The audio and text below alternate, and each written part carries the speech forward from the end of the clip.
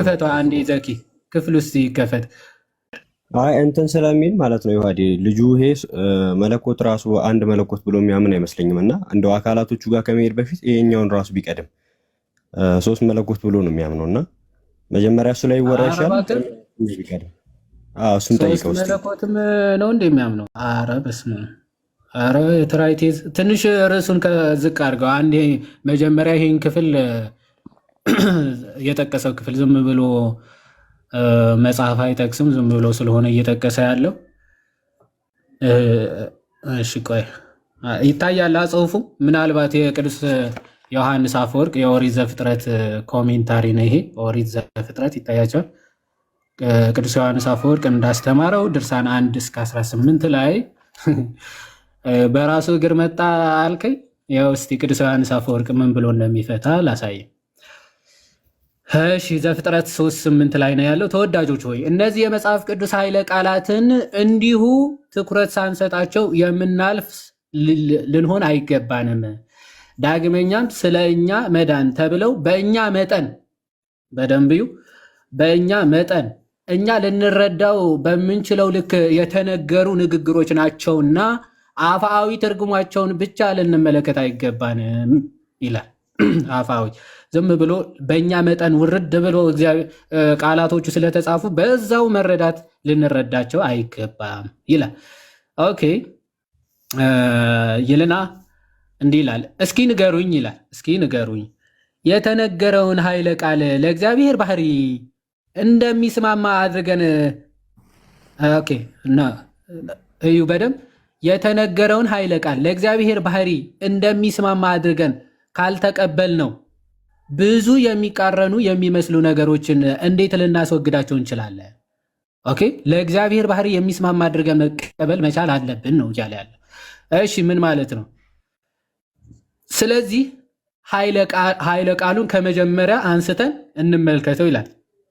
ቀኑ በመሸ ጊዜ የእግዚአብሔርን የአምላክን ድምፅ ከገነት ውስጥ ሲመላለስ ሰሙ ነው የሚለው ይላል።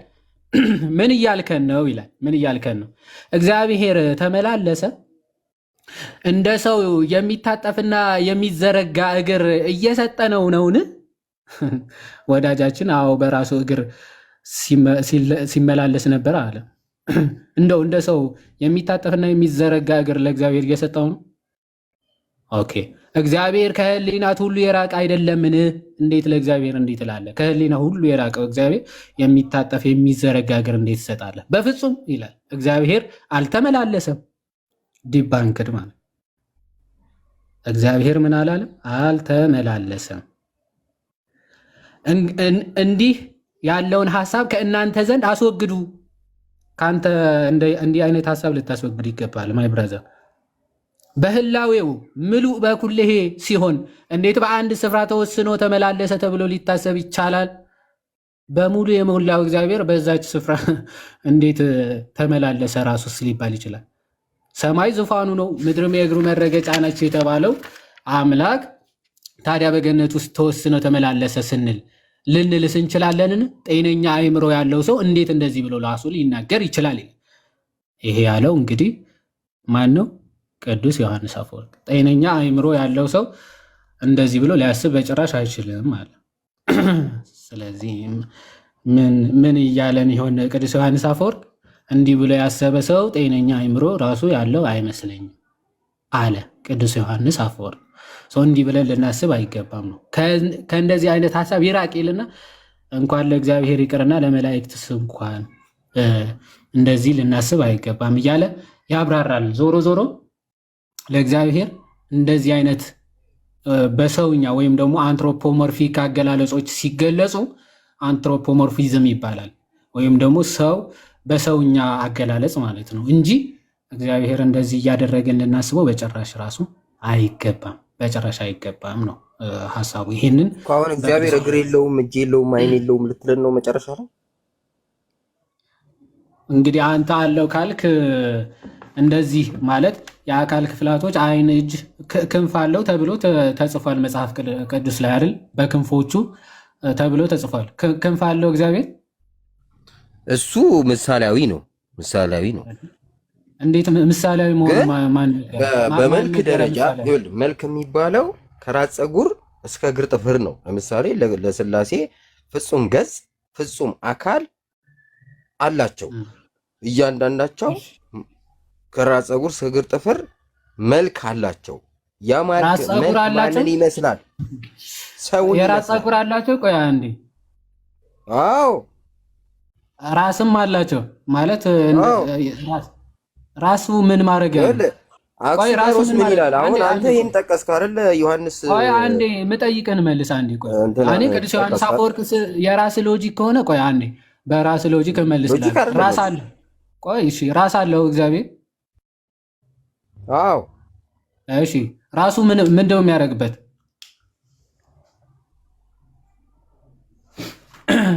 እሺ ምን ያደርግበታል ራሱ? ተመልከቱ። ክፈት ማይክ ዘግቻለሁ እንዴ? ሶሪ። አዎ ዘግተዋል። ራሱን ምንድነው የሚያደርግበት? አይምሮ አለው። አዎ ያስብበታል። ኦኬ አብ የራሱ የሆነ ራስ አለው። በዛ ራሱ ነው የሚያስበው ማለት ነው አይደል? አዎ ያስባል። እሺ ወልድስ የራሱ የሆነ ራስ አለው የለውም? አለው። ስለዚህ እሱም በራሱ አይምሮ በራሱ ራስ ነው የሚያስበው። በአብ አይምሮነት ያስባል ነው የሚለው። ኩነት የራሱ ራስ አለው እኮ አልከኝ። አሁን የራሱ ራስ ማለት አካል አለው ማለት ነው። አካል ራስ አለው ያስብበታል አልከኝ እኮ። አሁን ራሱ አሁን የወልድ ራሱ ግን አይምሮ በአይምሮነት አብ በወልድ ውስጥ ስላለ በአብ አይምሮነት ያስባል። አይ ብራዘር ካም ዳውን። ቆይ ራስ አሁን ስለ ራስ ነው አካል ነው። ራስ ማለት አካል ነው አካል አይደለም እኮ። አይደለም ጥያቄው ምንድነው? የአካል ክፍል ነው አካል አይደለም። በነገራችን ላይ የአካል ክፍል ነው። ስለዚህ ወልድ የራሱ የሆነ ራስ አለው አለው። ከአብ የተለየ የራሱ የሆነ ራስ አለው። እሺ በዛ ራሱ ነው የሚያስበው አይደል? የሚያስበው በአብ አይምሮነት ነው። ኩነት ጋር ስትመጣ አንድነት እኮ የመጣው የወልድ ራስ ለምንድነው የሚጠቀመው? ለውጥ ስብሐትና በፈጣሪ ላይ እንደዚህ አይነት አንድ ነው ሲባል አንተ በአካል አንድ ነው። ቆይ የወልድ ራሱ ለምንድነው የሚጠቀመው? መልስ። ራስ አለው ግን አይምሮነቱን የሚጠቀመው ራሱ ለምን ይጠቀምበታል? ነው የሚያስበው በአብ ልብነት ነው የሚያስበው ይላል እኮ። የራሱ ራስ ለምንድነው የሚጠቀመው ነው ጥያቄው ማይ ብራዘር። አካል አለው ይኸውልህ፣ በአይምሮ ግን አካል አለው የለውም አልተጠየቅም። የራሱ ወልድ የራሱን ራስ ለምንድነው የሚጠቀመው? ያስብበታል። ያ ራስ ግን አይምሮ በአብ አይምሮነት ነው የሚያስበው ነው። እንዴት ነው በአብ አይምሮ ናቸው? እንዴት ነው በአብ አይምሮ የሚያስበው? አብ የራሱ ራስ አለው። በአብ ልብነት ያስባሉ ነው የሚለው እንዴ? ራሱ በራሱ በአብ እንዳለው አብን በእኔ እንዳለ ምኑ ያለው ራሱ አባቴ በልብነት በእኔ ውስጥ አለ፣ እኔ ደግሞ በአባቴ ውስጥ በቃልነት አለው ያለ እኮ ነው። ስለዚህ አሁን የየራሳቸው ራስ አላቸው አልከኝ ማይ ብራዘር። ራስ አካል አላቸው። አካል ራስ የሚባል አካል አላቸው እኮ። ያንን ራስ የሚባለው አካል የሚያስቡበት ነው አይደል? ስለዚህ ወልድ በራሱ ራስ ነው የሚያስበው ወይስ አይምሮነት ነው የሚያስበው? በማን ራስ ነው የሚያስበው? በአብ አይምሮነት። ኦኬ በአብ አይምሮ የአብ አይምሮ ነው ያለው ማለት ነው። የራሱ የሆነ ራስ የለውም ነው ወልድ። አብ የወልድና የመንፈስ ቅዱስ ልብ ነው የሚለው። ስለዚህ በልብነት ወልድና መንፈስ ቅዱስ ስላለ ያስቡበታል። አንድ አምላክ ያደረጋቸው እኮ ሄዶ እኮ አንድ አምላክ ልብ ስላለ። አትሽከርከር። ቆይ አንዴ አትሽከርከር። አንድ አምላክ ትተህማ አሁን እኮ ሶስት የተለያዩ ጣዖቶች አረካቸው እኮ ለውጥ ስብሐትና ማለት ነው። የየራሳቸው የሆነ ራስ ያላቸው ሶስት ራስ ያላቸው ኦኬ፣ ሶስት ልብ ያላቸው ሶስት እውቀት ያላቸው ብለህ እኮ አሁን የተለያዩ ሶስት አማልክት እኮ አረካቸው። ለይተህ ስታበቃ አንድ አምላክ ምንላቸው ትላለን? በአካል ሶስት ናቸው። በአካል ይለያሉ። በራስ ወልድ በራሱ ራስ። አንዴ ቆይ አንተ ሰውዬ ዝም ብለህ አትጩ። በራስ የየራሳቸው የሆነ ራስ አለኝና እኔ እስክመልስ ጊዜ ስጠኝ። ጣልቃ ከምን የምጠይቅህን መልስ። እሺ የየራሳቸው የሆነ ራስ አላቸው ወይስ የላቸውም? እሺ እስከምጨርስ ጠብቀኝ። አላቸው ወይም የላቸውም ነው የምትለው? ምን የምታብራራው ነገር የለም። ምንድነው የምትጨርሰው? የራሳቸው የሆነ አካል አላቸው ሶስቱ። ራስ ስትባል አይምሯቸው ግን አንድ ነው። አእምሮ ራሱ አይሰራም እንደ አንተ የየራሳቸው ራስ አላቸው የላቸውም ስትባል አእምሯቸው ግን አትበል። ስለ አእምሮ ራስ የሚባል አካል አላቸው አለ። ጨረስን እኮ እሱ። እሺ ጎበዝ፣ ሚዩት ለምን ያደርጋሉ ሞዴሬተር? እኔ ነኝ ማረግ ምክንያቱም ስለማይ ከሆነ የየራሳቸው ራስ አላቸው የየራሳቸው ራስ ለምጨርስ ጠብቃ ሳልጨርስ ሐሳቤን ለምን ይታረጋኛል? ሐሳብ ለመግለጽ ቤት ከፍተህ ትሰጣለህ። አሁን የተጠየቀውን ብቻ ነው የምትመልሰው። ማይ ብራዘር አሁን የየራሳቸው የፈለከውን እንኳን ልመልሰው እኔ አብዱል እኮ የምታውቀውን ነው የምትመልሰው፣ ግን ልታስተምር አይደለም የገባው። የተጠየቀውን ልትመልስ ነው። ኦኬ ይሄ ከአብዱሊዝምም ለየት ያለ አጋልጥ ነው የመጣሁት እኮ ላስተምር ብቻ አይደለም። ስህተት አለብህ ስላሴን ግን ሂድ ሶስት ራስ ያለው ፈጣሪ እያመለክ ደግሞ ስህተት ላርም ነው የመጣሁት ይላል እንዴ? በፈጣሪ ስም ያለኝና መጠየቅ እችላለሁ። በዚህ ድስ በተማ ማንም ያስገባ አንተ ራሱ አዶሽ ጥያቄ ምልክት ያደረግነው ለመጠየቅ መሰለኝ። ይሄ ብሩክ ቤሊ ምናምን አታስገባቸው እነዚህ እንትኖች ስለሆኑ ማለት ነው።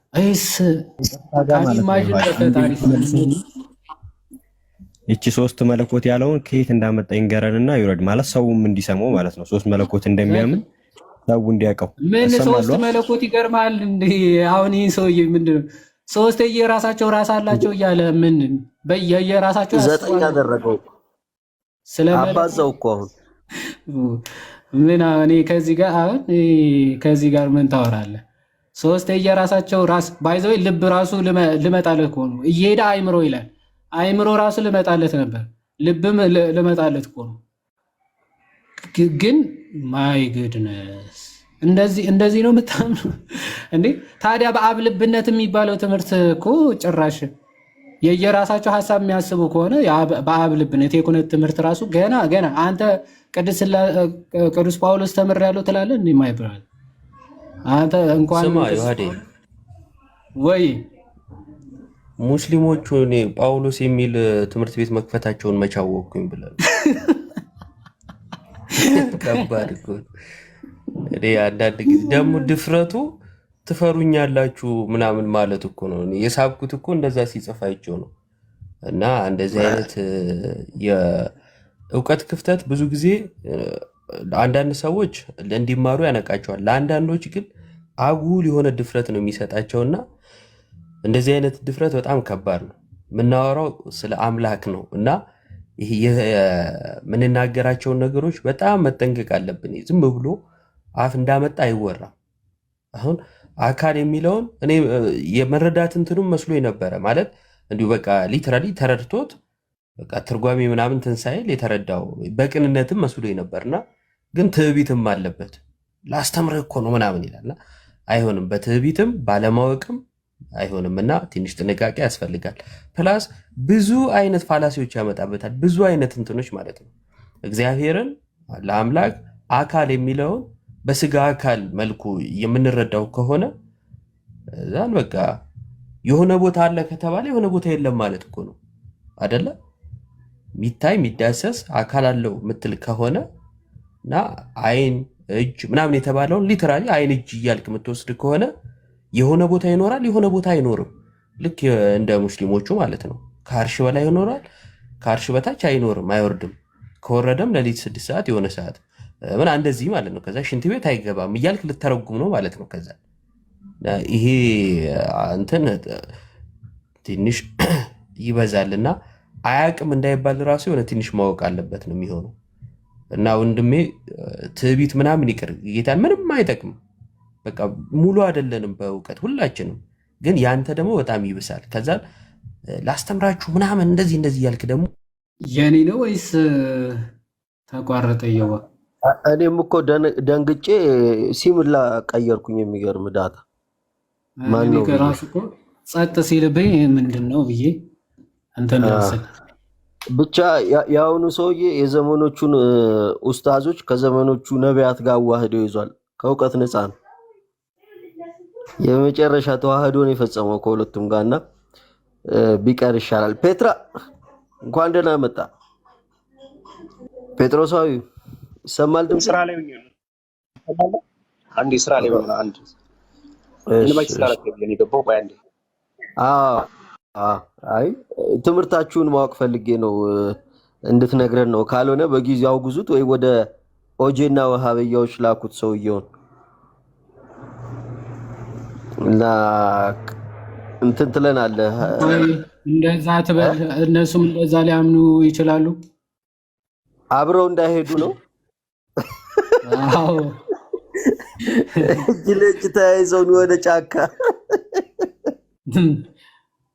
ኑ አብረን እንገንባ እንዳይሉ የሆነ ከኢስላ ክሪስት የሚባል የሙስሊምና የክርስቲያን እንደዚህ እንዳይገነባ ይሄ ልጅ ትክክል። አይ ሙሌ አንዴ ሙሌ ማምና አንዴ ግባና የእናንተንም እምነት ትነግረናለህ።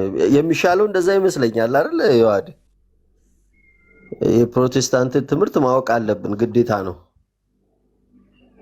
እስቲ እንጃ እንደምን ብለው እንደሚያምኑ። ሙሌ እንኳን ደህና መጣ። እሺ ይዋድ ሰላም ናችሁ? ትንሽ የሚመች እሺ አንድ ጥያቄ ብቻ። እግዚአብሔር የአካል ክፍላቶች አሉት ብላችሁ ነው የምታምኑት እናንተ እንደ መካነ ኢየሱስ?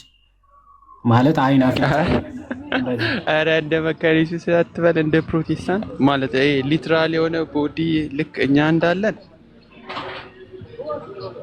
አይን፣ ጆሮ፣ አፍንጫ ምናምን እነዚህ አካል አይ በእርግጥ ይሄ አንትሮፖሞርፊዝምን ታምናላችሁ አይደል? ይህን ሪጀክት የሚያደርግ ሰው የለም። እቺስ አንትሮፖሞርፊዝም ሳይሆን አስ ዲቫይን ኢሰንስ ወይም ደግሞ እንደ አሴ ዲቪኒቲ ነው።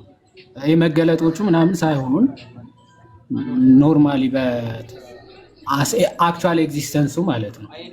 አይ እንደዛ እናምንም። ኧረ እንደዛ ኤክስፕሌን የእንትና መጽሐፍ አለ። ምናልባት አንድ ፕሮፌሰር የጻፈው ዳንኤል ሶምበርሊን የሚባል አንድ ፕሮፌሰር የጻፈው መጽሐፍ አለ አንትሮፖሞርፊዝምን የሚያብራራበት።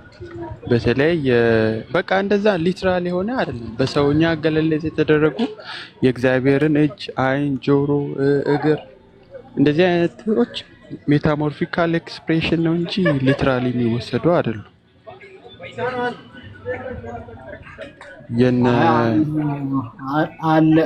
አሴ ፕሮቴስታንስ ማለት አትችልም። አክቹዋሊ እንደዛ የእንትና የዲዲሞስ ዘብላይንደን እና የኦሪገን መጽሐፍ አለ ሆሊ ስፒሪት ዲዲመስ ዘብላይንድ እንደ ሆሊ ስፒሪት 34ኛው ሴክሽን ላይ በግልጽ ይናገራል። አክቹዋሊ ኢር አይ ምናምን እንደዚህ አይነት የሉትም። ኦኬ ሲምፕል ነው። ዲቫይን ሲምፕሊሲቲ ተቀበላላችሁ? ኧረ በስንት ይህ ጥያቄ የሚባል ነገር ነው። ኧረ ተው፣ ከእናንተ ቤት መስሎኝ የመጣ ነው። ሰሙ እኮ ይዞት መጥቶ ነው አለ ተብሎ እኔን አታነካኩኝ። ዲቫይን ሲምፕሊሲቲን ከፈለጋችሁ ዋርሙት ወደ ቦታውታ ታዲያ አይሻልም? የእንትና ጋቪን ኦርትላንድ ያብራራበት ጥሩ አድርጎ አብራርቷል። የእሱ ዌብሳይት ላይም መጽሐፉ ላይም ዲቫይን ሲምፕሊሲቲ ምን እንደሆነ ከፕሮቴስታንት ፐርስፔክቲቭ ከቤተክርስቲያን አባቶች ከአፖስቶሊክ ፋዘርስ ምናምን እነሱን ኮት አድርጎ አብራርቷል። የእሱ መጽሐፍ ይሁና። እኔን አታነካኩኝ። ኧረ ይዋድ ማነካካት እኮ አይደለም፣ የአንተ እምነት ነው የምገልጸው እኮ። አሁን ይገቡ የለ እኔ አሁን ለምሳሌ አንድ ኦርቶዶክስ ዝም ብሎ መጥቶ ቢያወራ እኮ ሙሉ በሙሉ የኦርቶዶክስ ፌዝ ነው ልትል አትችልም። በክሪዳል በተጻፈ ነገር በሁሉም ነገር ኮመንሊ ኦርቶዶክስ የሚያምነውን ነገር ሪፕሬዘንት ያደርጋሉ። ሁሉም ፕሮቴስታንቶች እንደዛ ክሪዳል ናቸው እንዴ? ሲጀመር ፔንቴኮስታል እኮ ናቸው አይደሉም? አሁን ሁሉንም እኮ ጨፍልቀ በአንድ ሰው ዲሳይድ ማድረጋችን አንተ ሁሉም ያልከው እኮ አንተ ነህ። የሁሉም ፕሮቴስታንቶች ያልከው አንተ ነህ። እንደዛ አትበለ። የማያምኑ ስላሉ ኦኬ፣ እንደ መካነ ነው አንተ ማውራት ይችላል እያልኩ እንደዛ ነው። እና ሲጀመር እንደዛ አይነት ነገር ያለ ፕሮቴስታንቲዝም ውስጥ የለም። የፕሮቴስታንት ጸሐፊያን እንደዚህ አንትሮፖሞርፊዝምን ማለት የእግዚአብሔርን አካል ሊትራሊ እንደዛ ይወሰዳል የሚለው ነገር ልክ በአንትሮፖሞርፊዝም ነው ኤክስፕሌን የሚደረገው። ያ ደግሞ ምንም ኩዌሽኔብል ነገር አለ። ያ እኔ ሊወጣ ስለሆነ ምናልባት ሌላ ቀን በሰፊው ወይ እንትን እናወራለን መጽሐፍ እያወጣ። ጥሩ። እሺ ሙሌን ቴንክ ዩ እናመሰግናለን። ፓፓ እንዴት ናችሁ? ሰላም ብያችኋለሁ። እንኳን አደረሳችሁ ሁላችሁ። ደግሞ በጠዋቱ እንኳን አብሮ ደረሰ። ሰላም ብያችኋለሁ ሁላችሁ። በጠዋቱ ገባችሁ። ምንድነው አንድ እኔ በጌታ በቲክታክ ፕላትፎርም ላይ ካሉ ሰዎች እንደዛ ሰው ሴጣን የሚጠቀምበት አንድም ሰው አይቼ አላቅም።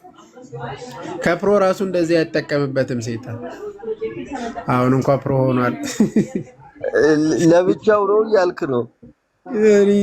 ዋና ሱፐር ማክስ ነው። ኧረ ይለያል። ባይዘው ይሄ የፕሮቴስታንት ትምህርት ነው እያለን ስለሆነ ያለው ያው እኛም እንግዲህ ፕሮቴስታንቶችን የምንጠይቀው ለዛ ነው። እህታችን ፌቨን አላነሳም አለችን እንጂ እንጠይቅ ነበር። ይህ ትምህርት በጌታ ማለት እኔ አንዳንዴ በቃ እኛን ለመቃወም ብቻ ጀስት ይህንን እንትን ለመቃወም ብቻ የፕሮቴስታንትን ያልሆነ ለፕሮቴስታንት መስጠት የእኛ ያ የሆነውን ደግሞ አይ የእናንተ አይደለም ማለት በቃ የማይቀበጣጥረው ነገር የለም። በጣም እኮ ነው የሚያሳዝነው። በቃ አልሆነለትም። ይህ ሰው ቢሆን ቢተውጥ መልካም ነበረ። ዮሐዴ ስላሴ ስዕል እናንተ ናቸው የሰራችሁት አይነት ብለው የእግዚአብሔር አካላትን ከስላሴ ስዕል ጋር እያገናኙ ነው ኮመንት ላይ እና ትንሽ ስላሴ ስዕል ላይ ሄድበት እስቲ የተወሰነ ብቻ ስለ ስዕሉ።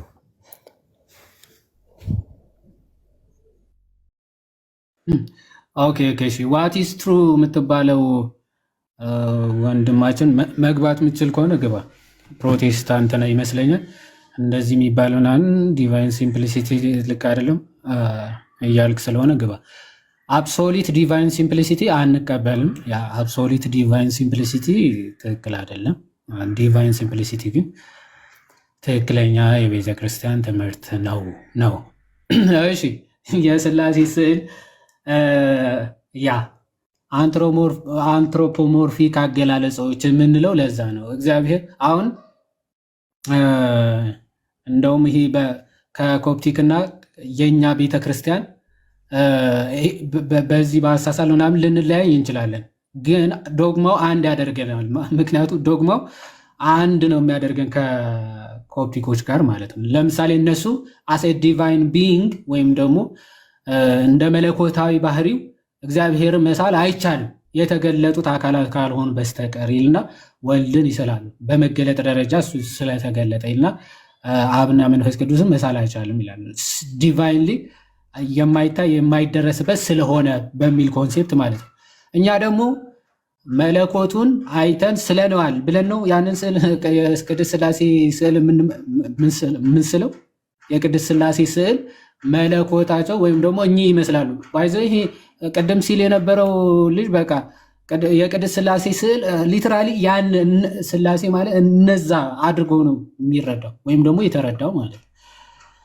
እንደዛ አይደለም ኮንሴፕታችን። ባይዘው የቅዱሳት ስዕላት ኮንሴፕት እንኳን ቅድስት ሥላሴ ይቀርና ቅዱሳን መላእክት እንኳን እነዚህ ናቸው እነዚህ ይመስላሉ ብለን አይደለም እየሳልን ያለን። ኦኬ ካደረጉት አንጻር በምንችለውና በምንረዳው መልክ እየገለጽን እንጂ ፈጽሞ ለእግዚአብሔር እንደዚህ አይነት አካላቶች አሉት እንዲህ ብሎ ተቀምጧል እንዲህ ቆይ የቅድስት ሥላሴ እንትን ላውጣውና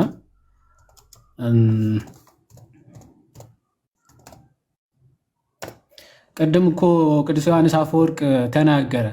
እግዚአብሔር በገነት መካከል ተመላለሰ የሚል አይተህ ከዛ እንደዛ ቀጥታ በስጋዊ ሐሳብ ልትረዳው ትችላለህ ወይ? ይሄ ከኛ ይራቅ ብሎ ግልጽ ይናገራል። የቅድስት ሥላሴ ሰላም ነይ ግቢ፣ እንፈልግሻለን። ሰላም መሐመድ ነይ እንዳትሄጂ እሺ።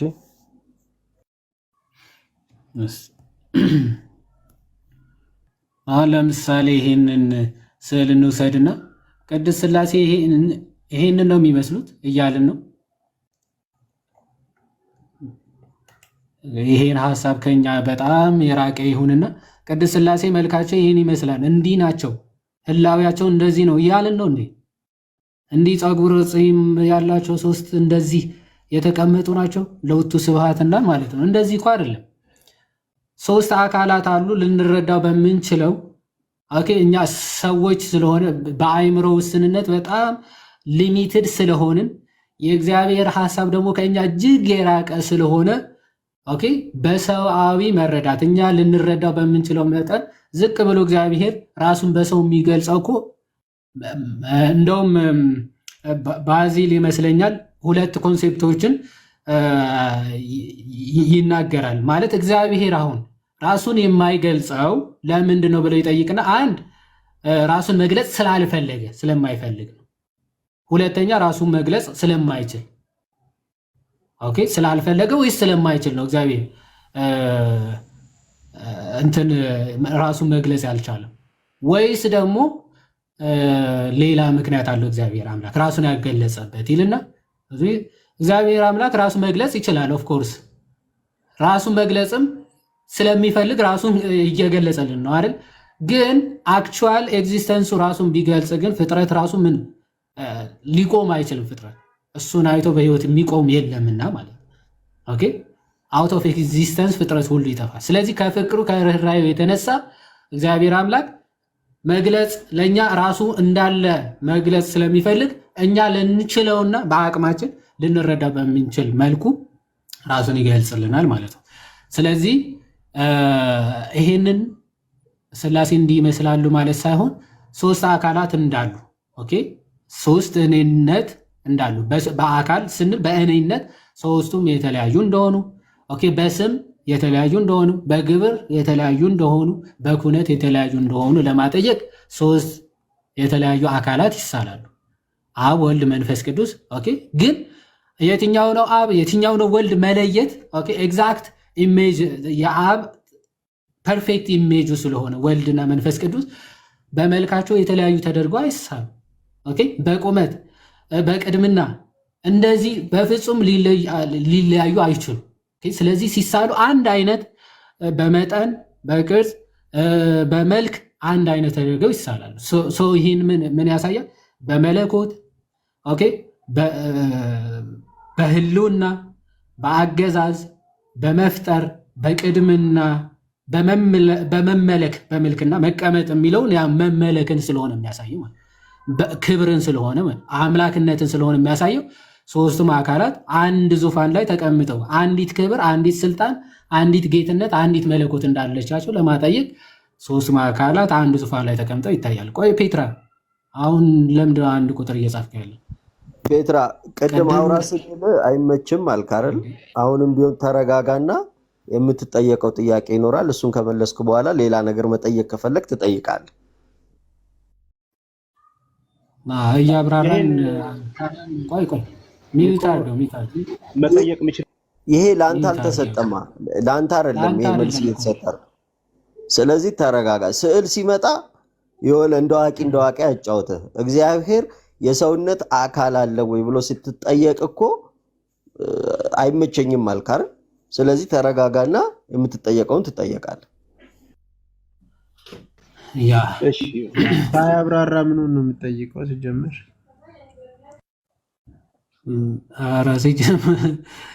ሲጀመር ስለ ስዕል አይደለም ኮንሴፕታችን። እኛ ለምን የቅድስት ሥላሴ ስዕል እንደምንጠቀም ነው። ኦኬ ስለዚህ ከዚህ ያንን እንረዳለን። ፕላስ ደግሞ በራእይ እግዚአብሔር ራሱን የገለጠበት መገለጥን ይዘን እንዲህ ይሳላል ማለት ነው። በራእይ በመገለጥ ደረጃ ራሱን የገለጠበት የትንቢተ ዳንኤል ምዕራፍ 7 ላይ አይደል? ትንቢተ ዳንኤል ምዕራፍ 7 ላይ እንደዚህ ኦኬ ቆይ ትንቢተ ዳንኤል ምዕራፍ 7 ላይ እግዚአብሔር ራሱ የገለጠበት መገለጥ አለ። ምን ብሎ ለዳንኤል ተገለጸለት አይደል? ትንቢተ ዳንኤል ምዕራፍ 7 ከቁጥር 10 ጀምሮ እሺ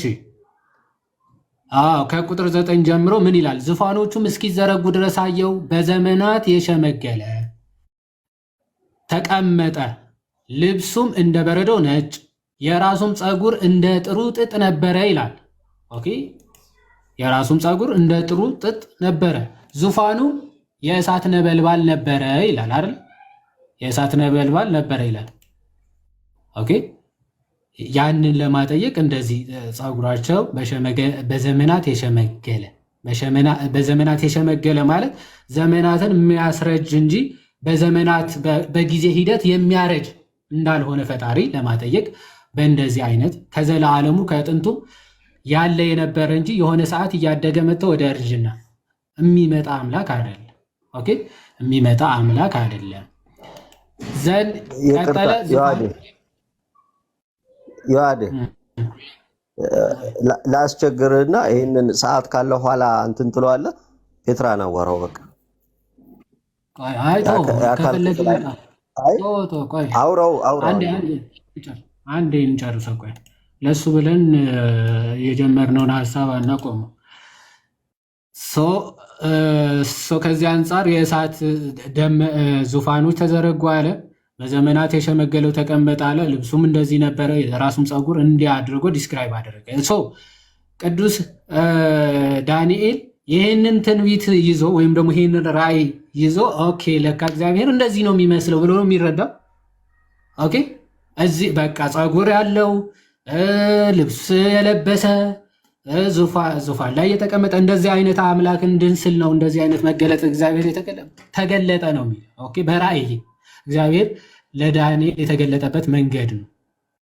ኦኬ ይሄንን መገለጥ ምንድን ነው የሚያሳየው? በዘመናት የሸመገለ ራሶቹም እንደ በረዶ ነጭ እንደ ጥጥ ነጭ ነበሩ ሲሉ ከዘላለምም የነበረ እንደሆነ ኦኬ በዘመን የማይገደብ በዘመን የማይወሰን እንደሆነና ዘመናትን የሚያሳልፍ እንጂ ዘመን የማይገድበው የዘመናት አስገኚ እንደሆነ የሚያጠይቅ ክፍል ነው። በዘመናት የሸመገለ ሲል ዘመን መጥቶ ያስረጀው ሳይሆን ዘመናት ራሱ የሚያስረጅ እንደሆነ ይናገራል።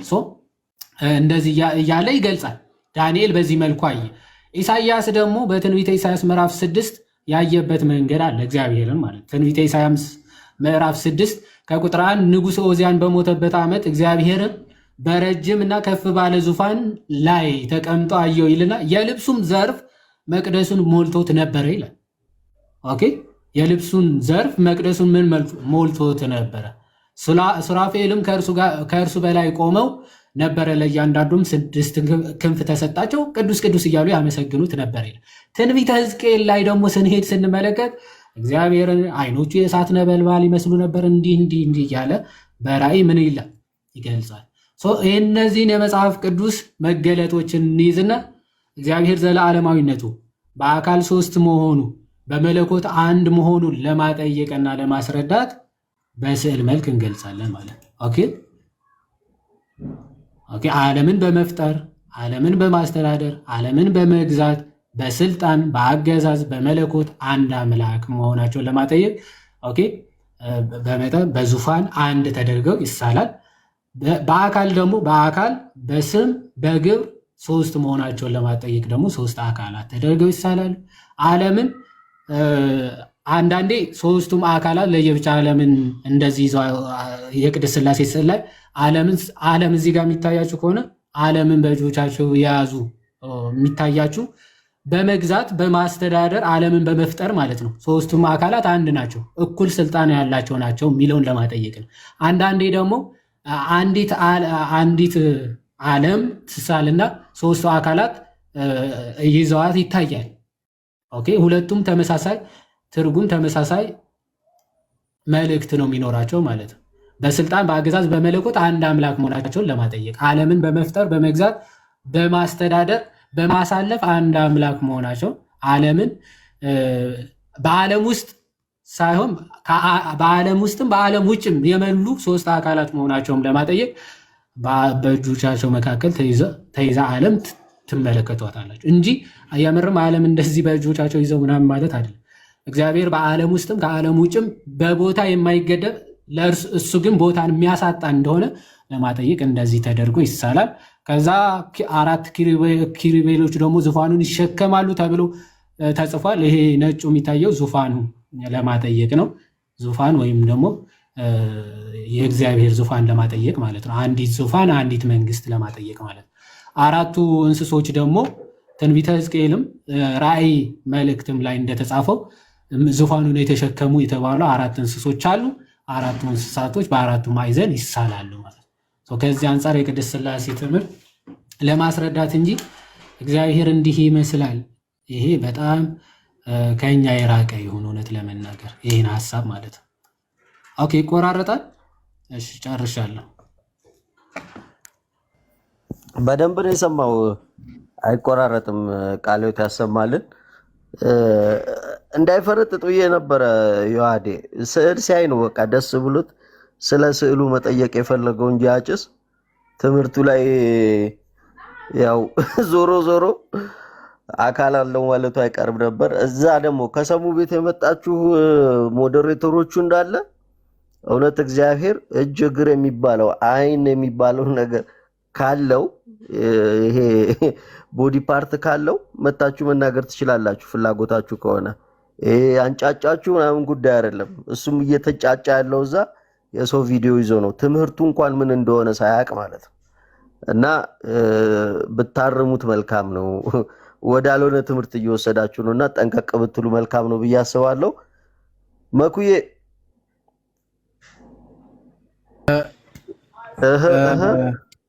እያያቸው ነው አይደል? ኮሜንቱን እኔ እኮ በጣም ይገርመኛል አንዳንዴ። በተለይ ፕሮቴስታንቶች ተረጋጉ። ከምን አንጻር እንደሆነ በቃ እናንተ ራሱ ለመረዳት እኮ አንዳንድ ነገር አለ። እግዚአብሔር አምላካችን እንዲያው አይን፣ እጅ፣ ጆሮ፣ እግር ምናምን እንደምንለው እንደዛ አይነት አካላት በሰው አይነት የምናስበው አለው የለው? እንደዛ እግዚአብሔር መንፈስ ነው። አዎ እግዚአብሔር ይሰማል፣ እግዚአብሔር ያያል፣ እግዚአብሔር በሁሉም ቦታ ይገኛል ስንል አሁን የምንለው እንደ ሙስሊሞቹ እንትን አንልም። እኛ ሙስሊሞች አይደለም። እና ፕሮቴስታንቶች ደግሞ ያው እንግዲህ እስቲ እናንተ ቤት ያስገባችሁት እናንተ እያስተማረ ያለው እንደዛ አይነት ትምህርት ስለሆነ አይንም እጅም አለው እንደ ሰው አይነት እያለ ስለሆነ እሱን ሄዳችሁ አስተካክሉ። እኛን ታው እኛ እያስተማርን ያለ ነው። እና ሌላ ደግሞ ስዕሉም ደግሞ በስላሴ መልክም በሌላም እግዚአብሔር በተለያየ አይነት ሊገለጥ ይችላል። ያ ማለት መንፈስ ቅዱስ እኮ እርግብ አይደለም፣ ግን በእርግብ አምሳል ተገልጧል።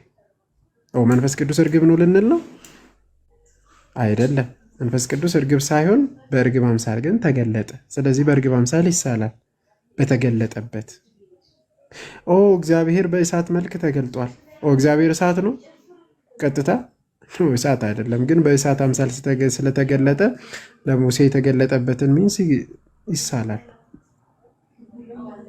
እግዚአብሔር በመምህር አድባር ስር በኦሪት ዘፍጥረት ምዕራፍ 18 ላይ ለማን ተገልጧል? በሰው አምሳል ለአብርሃም ተገልጧል። እግዚአብሔር ሰው ነው? በሰው አምሳል ነው የተገለጠው። ስለዚህ ሶስት ሰዎች ነው አይኑን ከፍ አድርጎ ያየው እግዚአብሔር ብሎ የተገለጠው። እግዚአብሔር የተገለጠለት ሶስት ሰዎች ነው የሚለው ቃል በቃል ኦሪት ዘፍጥረት ምዕራፍ 18። ስለዚህ ቀና ያለው ያየው ሶስት ሰው ነው። እግዚአብሔር ሰው ነው ልንል ነው? አይደለም። ስለዚህ እግዚአብሔር በተገለጠበት እግዚአብሔር መንፈስ አይደል? ግን ለእኛ ማለት በኤነርጂያ በኩል ነው የሚገለጠው። በዛ በኤነርጂያ ውስጥ በሚገለጥበት ለእኛ ምን ይሆናል ማለት ነው? እኛ ስዕሉን እንስላለን በተገለጠ ያውም በመጽሐፍ ቅዱስ ውስጥ በተጠቀሱበት ማለት ነው እንጂ የእግዚአብሔር መልክ ይህ ነው፣ የእግዚአብሔር ጆሮ ይህ ነው፣ የእግዚአብሔር አይን ይህ ነው፣ የእግዚአብሔር እጅ ይህ ነው ማለት እንደዛ ተብሎ የሚገለጥበት የለም። አንገልጥንም ማለት ነው። እግዚአብሔር መንፈስ ነው። ስለዚህ በመንፈስ እንሰግድለታለን። በስዕል መልክ ደግሞ የተገለጠው እንደዛ እንቀበላለን በመጽሐፍ ቅዱስ። ቃልዮትን ያሰማል። እዮባይ ሰማለሁ። አዎ ትሰማለህ። እኔን ከሰማኝ ያው እንትን ነው መረዳት ነው። አሁን ዮሐዴ በደንብ አብራርቶታል። ቃልዮት ያሰማልን። እኔ አንዳንድ ሰው ኮሜንት ላይ አሁን ታዲያ ማንሳል ብሎ ነው ምናምን ይላል እና ለምሳሌ አይኖቹ እንደ እሳት ነበልባል ሲል እሳት የሚለው እንዴት ነው የተረዳችሁት? ለምሳሌ ማለት ነው እሳት የሚለው ቤት ውስጥ የሆነ ነገር ሲሰራ ከዛ እሳት ተቀጣጥሎ እሳቱ የሆነ እንትን ሲል አይደለ? እሳት የምናውቀው ይሄንን ነው። አይን ውስጥ እንደዛ አይነት ነገር አለ። እሺ አይኑንስ እንዴት ነው የተረዳችሁት? እሳት ለማንቦልቦል የሚበቃ ቦታ ያለው እንደዛ ነው እየተረዳችሁ ያላችሁት ነው። እና እኔ ጌታ አንዳንድ ሰው እኔ እንዴት እንደሚያስብ ግራ ነው የሚገባኝ። ስለ እግዚአብሔር ሲነገር የሚነገሩት ቃላቶች ገላጭ ሆነው የሆነ ነገር ለማሳየት እንጂ ሰውኛ ቃላቶችን ሊተራሊ ወስደን እንዲህ ነው እንድንል አይደለም። እና አረዳዳችንን ልናስተካክል ይገባል። ፕላስ ጎንደሬው ስትጽፍ አይቻለኝ እዛም ቁጭ ብለ እዛ እዚህ ምን እየተወራ እንደሆነ እየተረዳህ አይደለም። እና መረዳት አስቀድሙ። ቡድን አታድርጉት። ማለት የሆነ ቡድን ካለ አለ ነው እንደ እንትን መከተል፣ የሆነ ቡድን ደግሞ ሌላ ካለ እንደ ዝም ብሎ ግር ብሎ መቃወም፣ ግር ብሎ መደገፍ፣ ግር ብሎ መቃወም አይደለም ክርስትና ማለት ነው። ኢየሱስ አካል የለውም ያለ ማን ነው? እስቲ አሁን አብ አካል የለውም ያለ ማን ነው? መንፈስ ቅዱስ አካል የለውም ያለ ማን ነው? አይ ስለምን እየተወራ እንደሆነ አታውቁም፣ አይገባችሁም። ዝም ብለህ በጌታ ስም እኔ እንትኑ ነው የሚገርመኝ፣ የመረዳት አቅሙ እኮ ነው ይዋደ ዝም ብሎ ቁጭ ብሎ ምን እንደሚወራ አይገባውም። ከዛን ያልገባውን መጥቶ ያወራል። የብዙዎቹ እንትን ነው ማሳያ ነው። ብዙዎቹ እንዲህ ናቸው። በቃ ምን እየተወራ ነው? የተቃወም ነው ምንድን ነው እያልን ያለ ነው ምንድን ነው? እዛስ እየተባለ ያለው ምንድን ነው? የተባለውን ስማ። ዝም ብለህ ሰው አትከተል። በጣም ይቅርታ አድርጉልኝና በጣም ነው የሚያናድደኝ። ትልቅ ሰው ሆኖ ማሰብ እየቻለ ጥልቅ የሆነ ቴዎሎጂውን ለምን አላወቅንም ምናምን እሱ አይደለም፣ ለሁሉ አይደለም። ሲጀመር ቴዎሎጂ ማለት ሁሉም ይረዳው አይደለም። ግን ቀላል የሆኑ ነገሮች እንኳን ለመረዳት ብንሞክር ጥሩ ነው። አካል የለም አይደለም፣ የአካል ክፍል ብሎ እንደ ሰውኛ የተገለጹ ነገሮችን አየ ወይም አይን፣ እጅ ምናምን ሲባል ቀጥታ ሊትራሊ አዎ እጅ ነው፣ እግር አዎ እግር ነው እያለ ሲተረጉም ያንን ነው የአካል ክፍልን እንጂ አካል የለውም የሚል አይደለም። አካል ስንልም ደግሞ ፐርሰን እንጂ ቦዲ እያልን አይደለም፣ ለእግዚአብሔር ማለት ነው። ለአብ ለወልድ ለመንፈስ ቅዱስ ስንናገር ይሄንን ነው። ለመረዳት ብትሞክሩ ጥሩ ነው። ስዕል ግን በቃ ቅድም ያልኳችሁ በህሊና የሚሳል ነው። በወረቀት ምናምን ማለት የጽሁፉ ማለት በመጽሐፍ ቅዱሳችን ላይ እግዚአብሔር እንደዚህ እንደዚህ እየተባለ ሲገለጽ ህሊናችን ላይ ይሳላል። የግድ በወረቀት እስኪሳል አትጠብቅ። አይኖቹ እንደ እሳት ነበልባል ሲል በህሊና ትስለዋለ። ከዛን ግን እሳት አይኖች ምናምን የሚለውን የምትረዳበት መንገድ ሊትራሊ በስጋ መረዳት ልትረዳው አይገባም ነው። ዋናው ነጥብ እሱ ነው።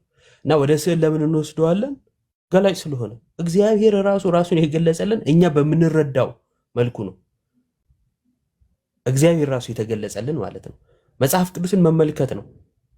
እያንዳንዱ ስለ እግዚአብሔር የተነገሩ በሰውኛ ናቸው። አሁን ዙፋን፣ እሳት ምናምን የቀሚሱ ዘርፍ መቅደሱን ሞልቶታል ሲል ለምሳሌ እንዴት ነው የተረዳው ኢሳይያስን?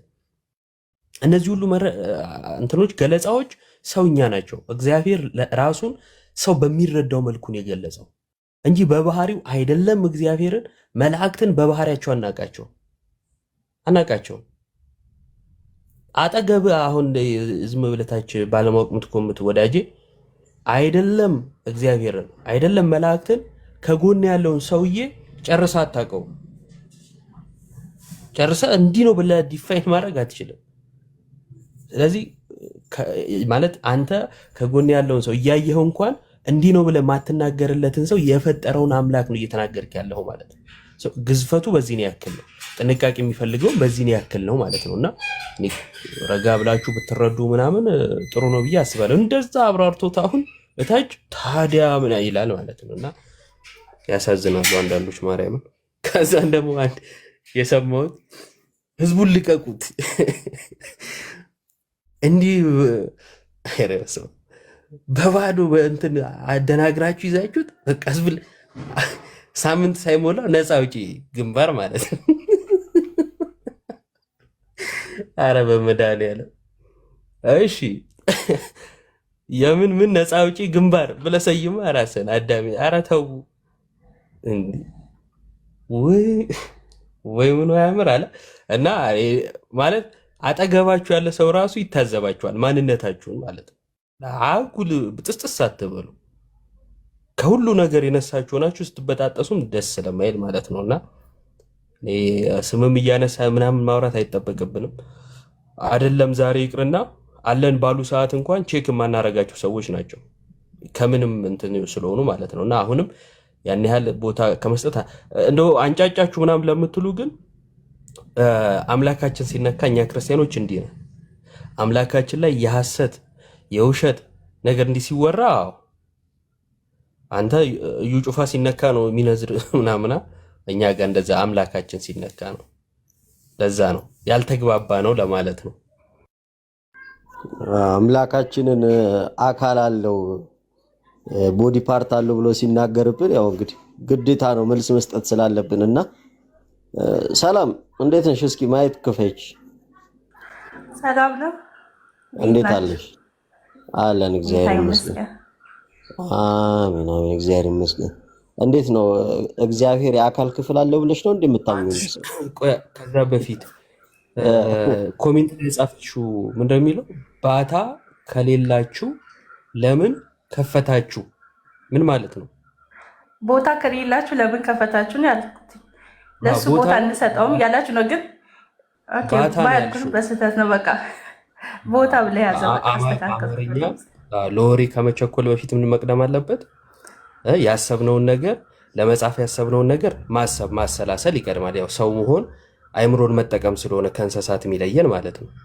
አንደኛ እሱ ነው። ሁለተኛ ስለ ግለሰቡ ሳይሆን ያወራ ነው ስለ ትምህርቱ ነው። መስማት ከቻልሽና ከሰማሽ ማለት ነው። ስለ ትምህርት ማውራት ደግሞ ለሰውየው ቦታ መስጠት ሳይሆን ስለተወራው ነገር ቦታ መስጠት ነው። ከዛ ሰምታችሁ ነው የከፈታችሁት። ስለዚህ ምንም ስለሱም ሆነ ስለምን ምንም ችግር የለብኝም። ስለዚህ እነሱ አንሰማቸው ቦታ የለንም ስትሉ በቃ ምንም የማትሰሙ ከሆነ እኮ በምን አውቃችሁ ከፈታችሁ? ስለሰማችሁ ነው የከፈታችሁ። እሱ እየተናገረበት አንሰማም እኮ አይደለም ያለው እህት አለ። አንሰማም እኮ አይደለም ያልነው ቦታ አንሰጥም ማለት ሰውየውን እንደሆነ እንደ ትልቅ አዋቂ እንደ ቴዎሎጂያን እንደዛ አይነት ቦታ ሰጥተን እንደው እሱ እኮ ምናምን ሳይሆን የምንለው የስህተት ነገር ሲወራ ስህተቱ ላይ ምክንያቱም አምላካችን ስለተነካ አምላካችን ላይ የሐሰት ትምህርት ስለተወራ እሱን ዲፌንድ እናደርጋለን። ስለ ግለሰብ ግን ቦታ አንሰጥም ነው ያልነው። ተረዳሽ አሁን? እሺ ችግር የለውም። ስለ ግለሰቡ ችግር የለኝም። ዞሮ ግለሰቡ የተናገረው ትምህርት ላይ እስከመለሳችሁ ድረስ ምንም ልዩነት የለው። በቃ ጥሩ። አሁን ትምህርት ላይ ማውራት ከቻልሽ ማውራትና ትምህርት ላይ ማታወሪ እኮ ታወራታለህ አንተ ታወራታለህ። ባይዘወይ ቦታ ሰጥተነው ምናምንም አይደለም። ካልገባሽ የኔ ቪዲዮ ላይ ሪያክት ሲያደርግ ስለነበረ ነው። እኔ ቦታ ብንሰጠው እሱ ቤት ነበር ሄደን የሆነ ነገር ምናምን የምንለው፣ ግን ለእነዚህ አይነት ሰዎች ሳይሆን በቃ ኑ እስኪ ተማሩ ምናምን ብለን እናንተንም ጭምር ለማስተማር ነው ቤቱን የከፈተው። እኔ ላይ ቪዲዮ ሪያክት ሲያደርግ እኔ ገብቼ ምናምን ሀሳብ ራሱ ናና ተማር ነው ትምህርት ልናስተምር ነው እና ተማር ነው የተባለው ሰው። ከዛ አንጻር ተረጁ። እሺ ማንም ቦታ ሊሰጠው ራሱ አይችልም። እሺ ችግር የለውም። ቦታ ሰጣቸው ባልሰጣቸው ቢሰይ ጥያቄ አይደለም። ያው የምናየው እናያለና አሁን ወደ ሀሳቡ እንሂድና ዮባ አናግራት እስኪ ስለ አካል ክፍል። እሺ እግዚአብሔር የአካል ክፍሎች አሉት ብለሽ ታምኛለሽ? እግዚአብሔር የማይዳሰስ የማይታይ አካል አለው። የአካል ክፍሎች ነው ያልኩት፣ አካል አይደለም። የአካል ክፍሎች አሉት ወይ? ኦኬ እግዚአብሔር ይሰማና? አዎ ይሰማል። እግዚአብሔር ይናገራል። ትክክል። ስለዚህ ምንም አይነት ነገር ከሌለው እንዴት ነው እግዚአብሔር ይሰማን ይመልሳል ይናገራል የምንለው? የሚዳሰስ ልክ እንደ ሰው አለው ብያለሁ፣ እንደ ሰው ጆሮ ምናምን አለው ብያለሁ። ግን እግዚአብሔር ረቂቅ ነው። በቃ እኛ ልንገልጸው የማንችለው አካል ማንነት አለው። ግን እኮ እየገለጽሽው ነው። ልንገልጸው ማንችለው ከሆነ ዝም ነው የሚባለው። አሁን እየገለጽሽው ነው። ይሰማል፣ ያያል። ስለዚህ ይሰማል፣ ያያል፣ ይሄዳል ምናምን እያልን ነው የምናብራራው ማለት ነው አይደለ? እንደዚህ ስናብራራ የአካል ክፍሎች አካል አላልኩሽም? እሺ አካል አለው። አካል ምንድነው እና ካስፈለገን እንትን እንልሻለን። የአካል ክፍሎች አሉት ስላልሽ ለምሳሌ እግዚአብሔር ይሰማል፣ ስለዚህ ጆሮ አለው። እንግዲህ እግዚአብሔር ጆሮ አለው ብሎ አልተጻፈም። እግዚአብሔር መንፈስ ነው የሚለው አለው። ታዲያ ለምን አልሽኝ? አለው ብለሽኝ እኮ ነው። እግዚአብሔር ይሰማና ሲሰማ የሚሰማበት ልክ ነው። አሁን እግዚአብሔር ጆሮ አለው አፍንጫ አለው ብዬ እግዚአብሔርን ልወስነው አልችልም። በቃ እግዚአብሔር ወሰን የለውም፣ ረቂቅ ነው። እዚህ ማንም ሰው አለውም የለውም ልትሉ አትችልም። አሁን አንተ አለ የለውም ያልከው በምን አንተን ነው? እሺ ጠይቀ። እግዚአብሔር ጆሮ የለውም ወይም አይናገርም ያልከው እንዴት ነው? አይናገርም አልኩኝ። አይናገርም አልኩኝ። አሁን አካል የለውም ብለሃል። ያው ካልተናገረ መቼስ አንደበት የለውም። አካል የለውም ብያል። ኧረ ቆይ እስቲ አንዴ ቆይ ተረጋጊ። ይቻላል ነርቨስ ሆነሻል። አካል የለውምም አላልኩም። ተይ ያላልኩትን እንትን አትበይ። አሁን የአካል ክፍሎች ማለት እጅ፣ እግር፣ አይን፣ አፍንጫ ወዘተ እነዚህ ልክ ለሰው አለው እንደምንለው እግዚአብሔር እንደዚህ ያሉት አይባልም። እግዚአብሔር ጆሮ አለው ቢባል መስማትን ለማመልከት እንጂ እንደኛ የሆነ የተንጠለጠለ ጆሮ አለው ለማለት አይደለም። እግዚአብሔር በአንደበቱ እንደዚህ ሲባል ብትሰሚ አንደበት ልክኛ ላይ ያለ ከአፍንጫችን በታች ያለ አፍ አለ አይደል? ለእግዚአብሔር እንደዛ አይነት አፍ እንዳትጠብቂ ተናጋሪነቱን ለማሳየት ነው። እንደዚህ ነው የሚተረጎመው ነው እንጂ ወንድምሽ እዛ አሁን ጠበቃ ልቆሚለት የመጣሽው እንዳለው የአካል ክፍሎች አይን፣ እጅ፣ እግር አሉት ብለን አናምንም ነው ያለው። አንቺም አላምንም እሱ እንደዛ ያለበት ምክንያት ኢየሱስ ላይ ነው። ኢየሱስ መቼስ እኔ ያየ አብን አይቷን ብለና ቆይ አንዴ ኢየሱስ ላይ ነው እንጂ አብና መንፈስ ቅዱስ ላይ አይን፣ አፍንጫ የሚባሉት እነዚህ የሉም ብለሽ ነው የምታስቢው የምታምኚው? እኔ የማይታይ ረቂቅ ነው ብዬ ነው የማምነው እንጂ የሚዳሰስ እንደዚህ እንደሰው አለ ረቂቅ አይደለም አላልኩም። እኔ የጠየኩሽን ቃል በቃል መልሽ። እኔ ያልኩሽ ለኢየሱስ ክርስቶስ የምንናገራቸው የሰው የሆኑ ነገሮች አሉ አይደለም? ልክ እንደዚህ ለአብና ለመንፈስ ቅዱስ ወይንም እግዚአብሔር ስትልቆ ያካተታን ወልድ ነው።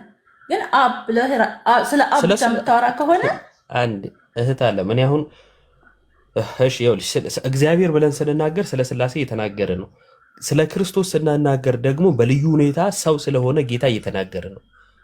ሰው ከመሆኑ አስቀድሞ በዘላለማዊ አንዴ እህት አለ እግዚአብሔር ወልድ ቃል ከድንግል ማርያም ስጋን ለብሶ ከመምጣቱ በፊት የነበረ በአብ ወልድ በመንፈስ ቅዱስ መካከል ያለ ዘላለማዊ ግንኙነት አለ እና ከዚህ እስከዚህ ማይባል ኑባሬ አለ።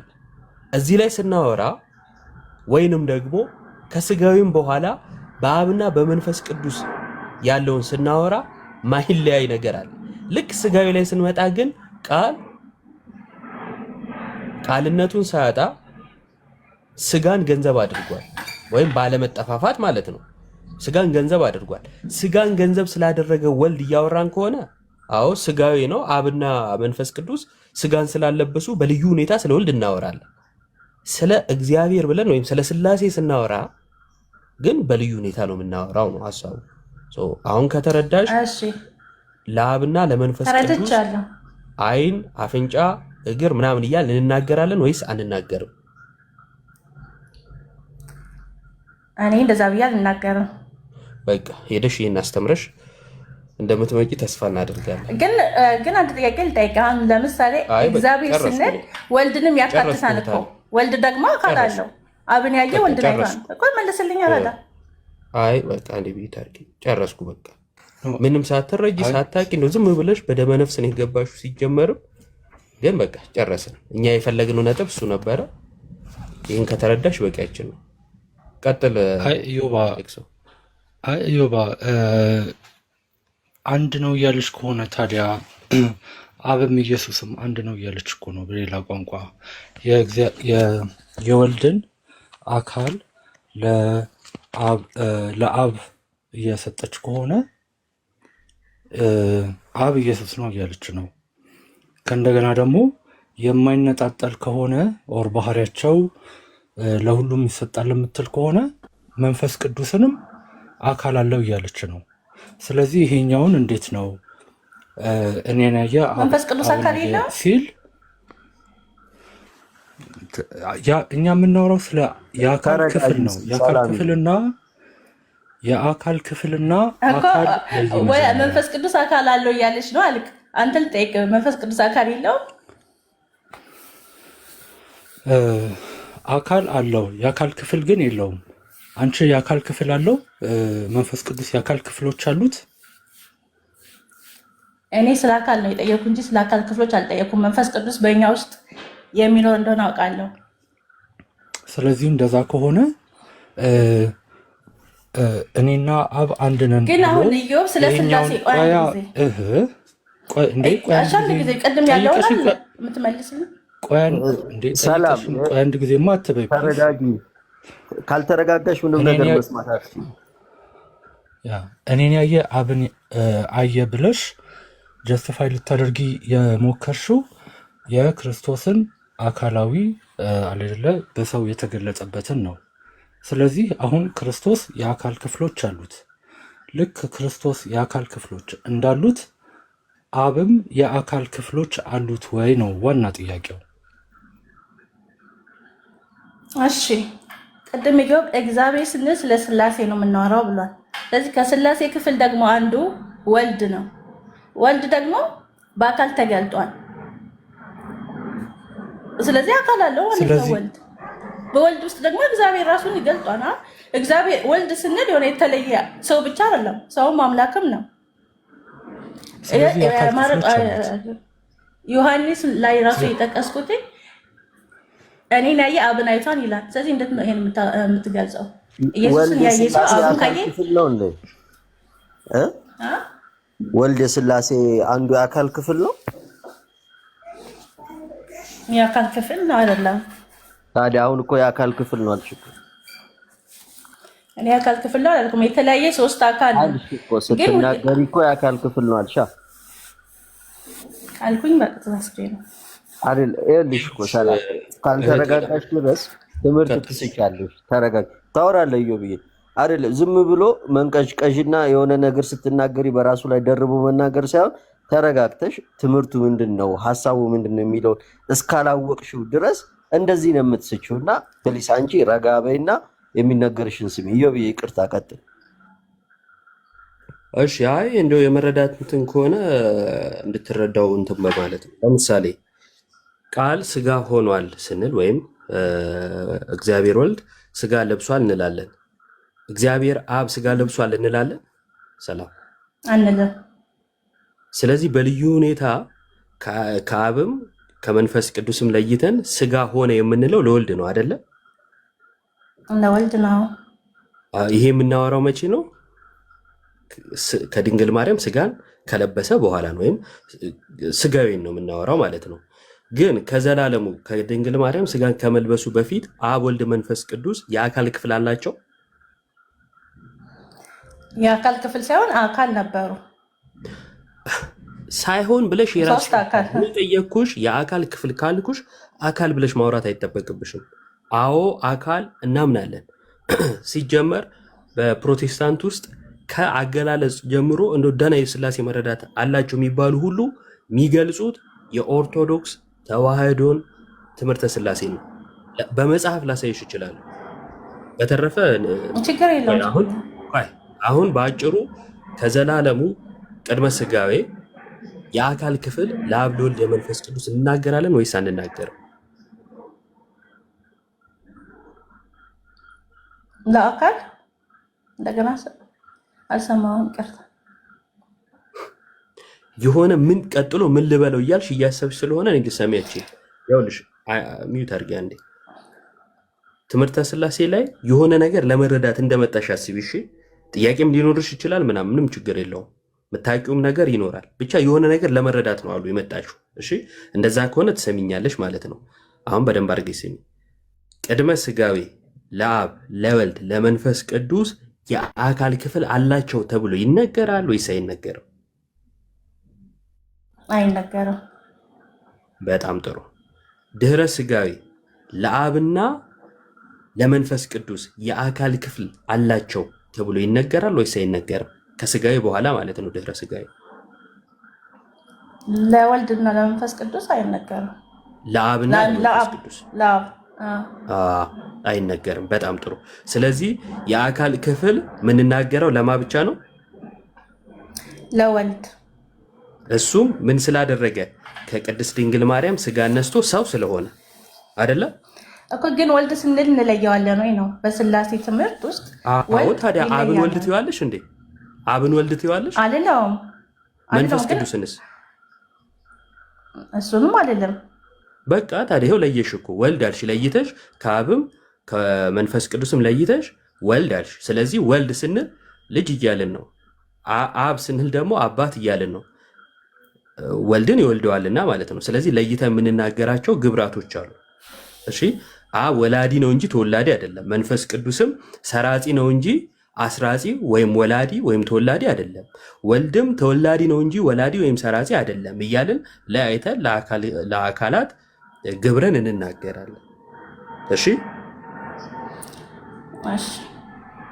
ስለዚህ ትምህርተ ሥላሴ ምንድነው የሚለውን መጀመሪያ በደንብ ማወቅ ማጥናት ያስፈልጋል ማለት ነው።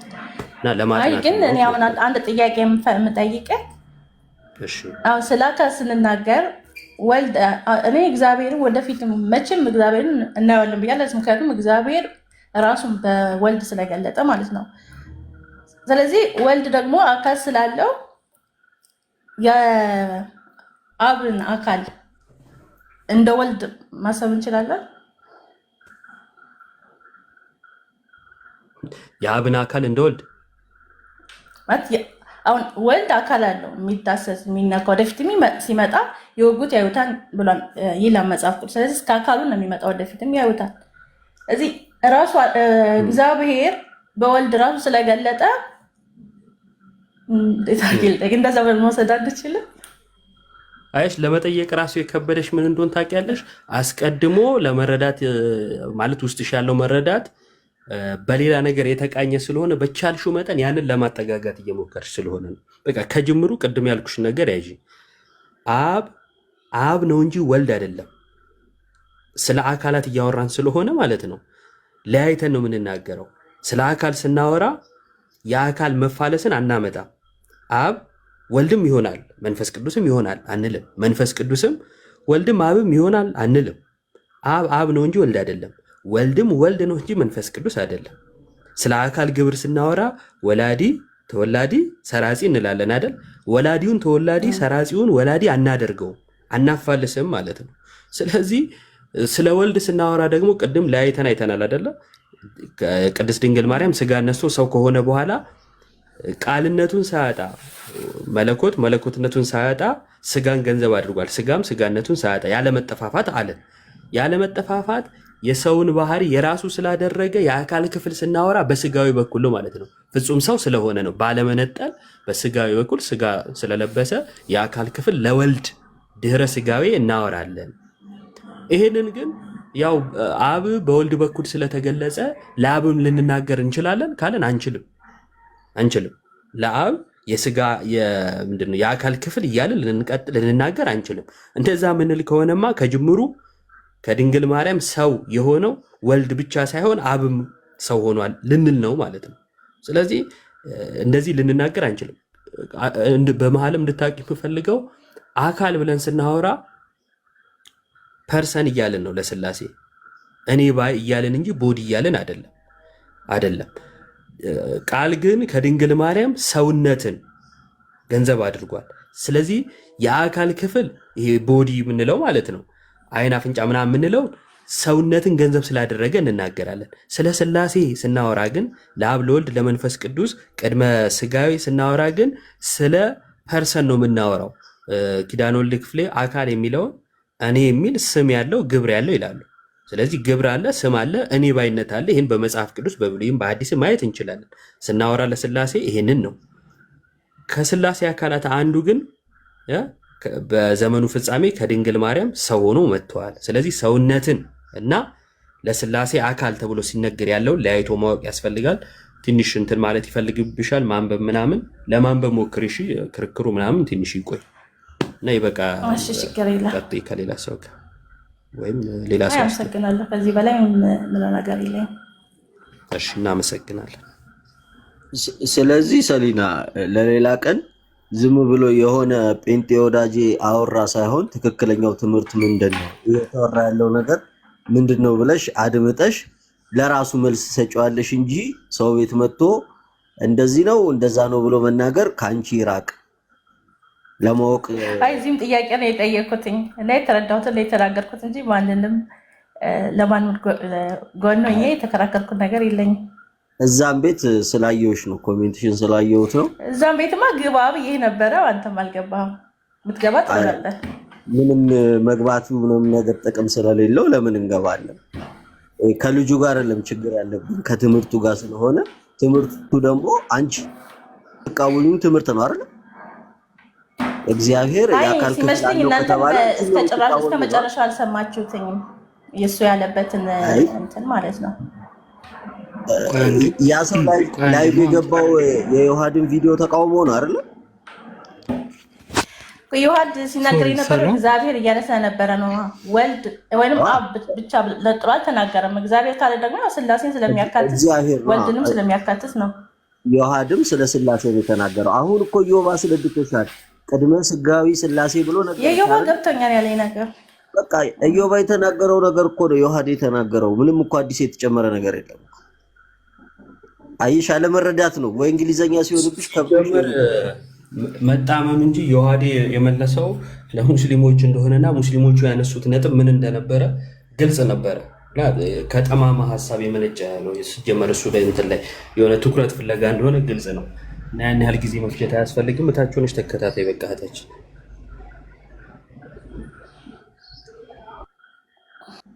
እሺ እናመሰግናለን። ግን ሌሎች ፕሮቴስታንቶች ካላችሁ እግዚአብሔር የአካል ክፍል አለው የምትሉ እጅ፣ እግር፣ አይን፣ ጆሮ፣ ጭንቅላት፣ ሌላ ሌላ ነገር የምትሉ ካላችሁ መግባት ትችላላችሁ። የዛን ሰው ትምህርት የምትቀበሉን ብትሆኑ ማለት ነው። አማም እኮ አለው እያሉ እኮ ነው። አሁን እኮ ከባድ እኮ ነው። ተቸገርን እኮ ጉድ እኮ ነው ጎበዝ። አሁን እኮ በዚህ እኮ አያቆምም። ይሄ እንትን እኮ ፀጉር አለው ከተባለ ከዛ እግር አለው ጫማም አለው። እንግዲህ ከባድ ነው የሚሆነው እና እባካችሁ ከዋሃብያ እንዳንበስከ ዘርፋፋ ቀሚስም አለ። ያው እንግዲህ የሚሸፍነው የአካል ክፍልም አለ ማለት ነው። ወህብያው አላህ ከቻለ እዚሁ ያ ከባድ ነው። ኤኒዌይስ ይሄንን ነው እያለን ያለ ነው። በአባቶችም አክቹዋሊ ያንን ነው ለማሳየት የሞከር ነው። እንደው አትናቴዎስ እና ቄርሎስ ባይዘው እነዚህ አይነት ነገሮች እነ ዲዲ መዘብ ላይ እንድም ባይዘው ኢር አይ ምናምን እነዚህ አንትሮፖሞርፊክ ኤክስፕሬሽኖች ናቸው እንጂ ሊትራሊ ለእግዚአብሔር አይሰጡም። ቅዱስ ዮሐንስ አፈወርቅም የዘፍጥረት አንድምታው እንደዛ ብሎ ነው የሚፈታው። ሊትራሊ የሚወሰዱ አይደሉም። እባካችሁ ኦኬ። እግዚአብሔር ለእኛ ካለው ፍቅር በእኛ መረዳት ዝቅ ብሎ ራሱ ሲገልጽልን እኛ ወደ እሱ መረዳት ከፍ እንድንል እንጂ ወርደን ጭራሽ እንደዚህ አይነት ነገሮች እንድንሰጠው አይደለም። ኦኬ። በእሱ ዝቅ ማለት እኛ ከፍ እንድንል ወደ እሱ መረዳት። ለዛ ከሆኑ ቃል ስጋ መሆን ያስፈለገው እኮ እንደዛ እጅ እግር አይን አፍንጫ ካለውማ ሃርድ እኮ ለምን መገለጥ ራሱ ያስፈልገው ነበረ። እና እንደዛ ነው። እንደውም ሲሪል ኦፍ ጀሩሳሌምን ባይዘው በእንተ ይሄ የሃይማኖት ጸሎት አለ አይደለ? አንድ አምላክ በሚሆን በእግዚአብሔር አብ እናምናለን የሚለውን ኮንሴፕት ሲያነሳ እንዴ እግዚአብሔር አይኖች አሉት ምናምን ተብሎ ተገዛ ማለት ስንት አይን ነው ራሱ ያለው? ሁለት። እኔ እንደዛ ከሆነ እኮ አሁን ኪሩቤልን ራሱ እንደዛ ነው የምትረዷቸው ማለት ነው ይላል። ምክንያቱም ሕዝቅያስ በራእይ ሲያያቸው ኪሩቤል አራት ራሶች አሏቸው ይላል። ዘን በአራቱ ራሶች ደግሞ ብዙ አይኖች አሏቸው ይላል። ብዙ አይኖች ናቸው ያላቸው ኪሩቤል ሲባል እንደዚህ ምናምን የሚመስሉ ከዛ ላይ በጣም ብዙ አይን ያላቸው ምናምን አድርጋችሁ ልትስሉት ነው ማለት ነው። እንደዛ አይነት መረዳት እንደዚህ ካላችሁ ወይም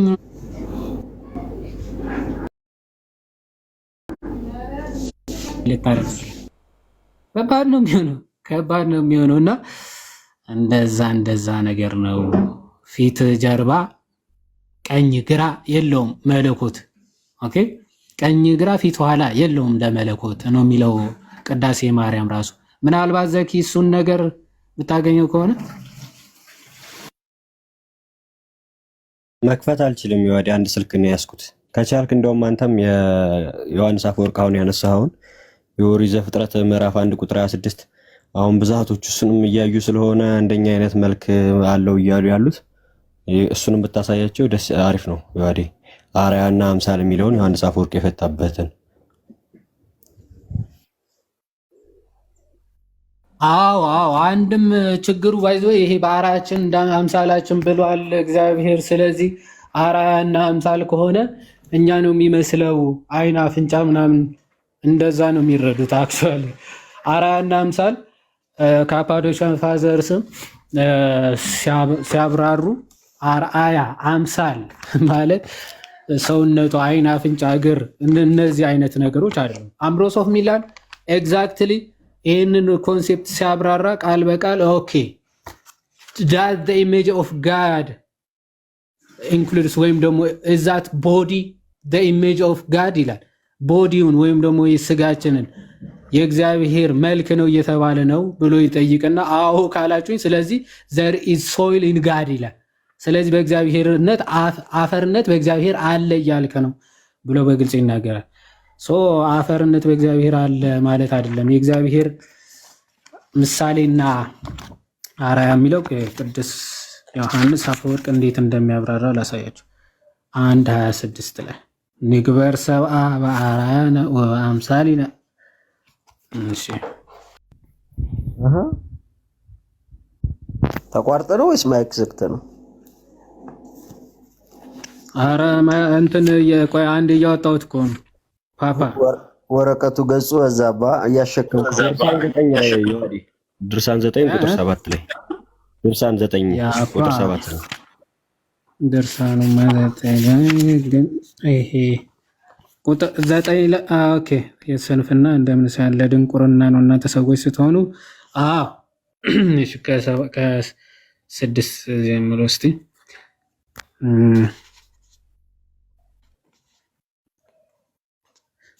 እሺ 7 ላይ አይደለም መሰለኝ ሰውን ባራችን ጠይቅ ሰውን ኦኬ ለማን ነው ይሄማ ለማን ነው ብሎ እንትን የሚልበት ነው። እንትን ወደ ፍቅ እንትን ማደግ ነው ምናምን ብሎ እስቲ ባራችን እንደምሳሌያችን መፍጠር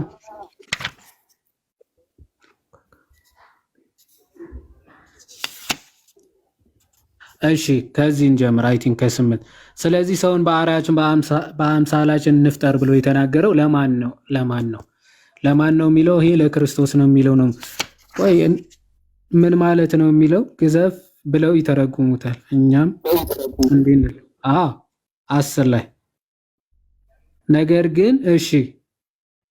ግን ይላል ንግግሩ እንዲህ ግልጽ ሆኖ ሳለ አንዳንድ ስሁታን ለክርክር ብለው አርአያን ግዘፍ ብለው ይተረጉሙታል። እኛም እንዲህ እንላቸዋለን።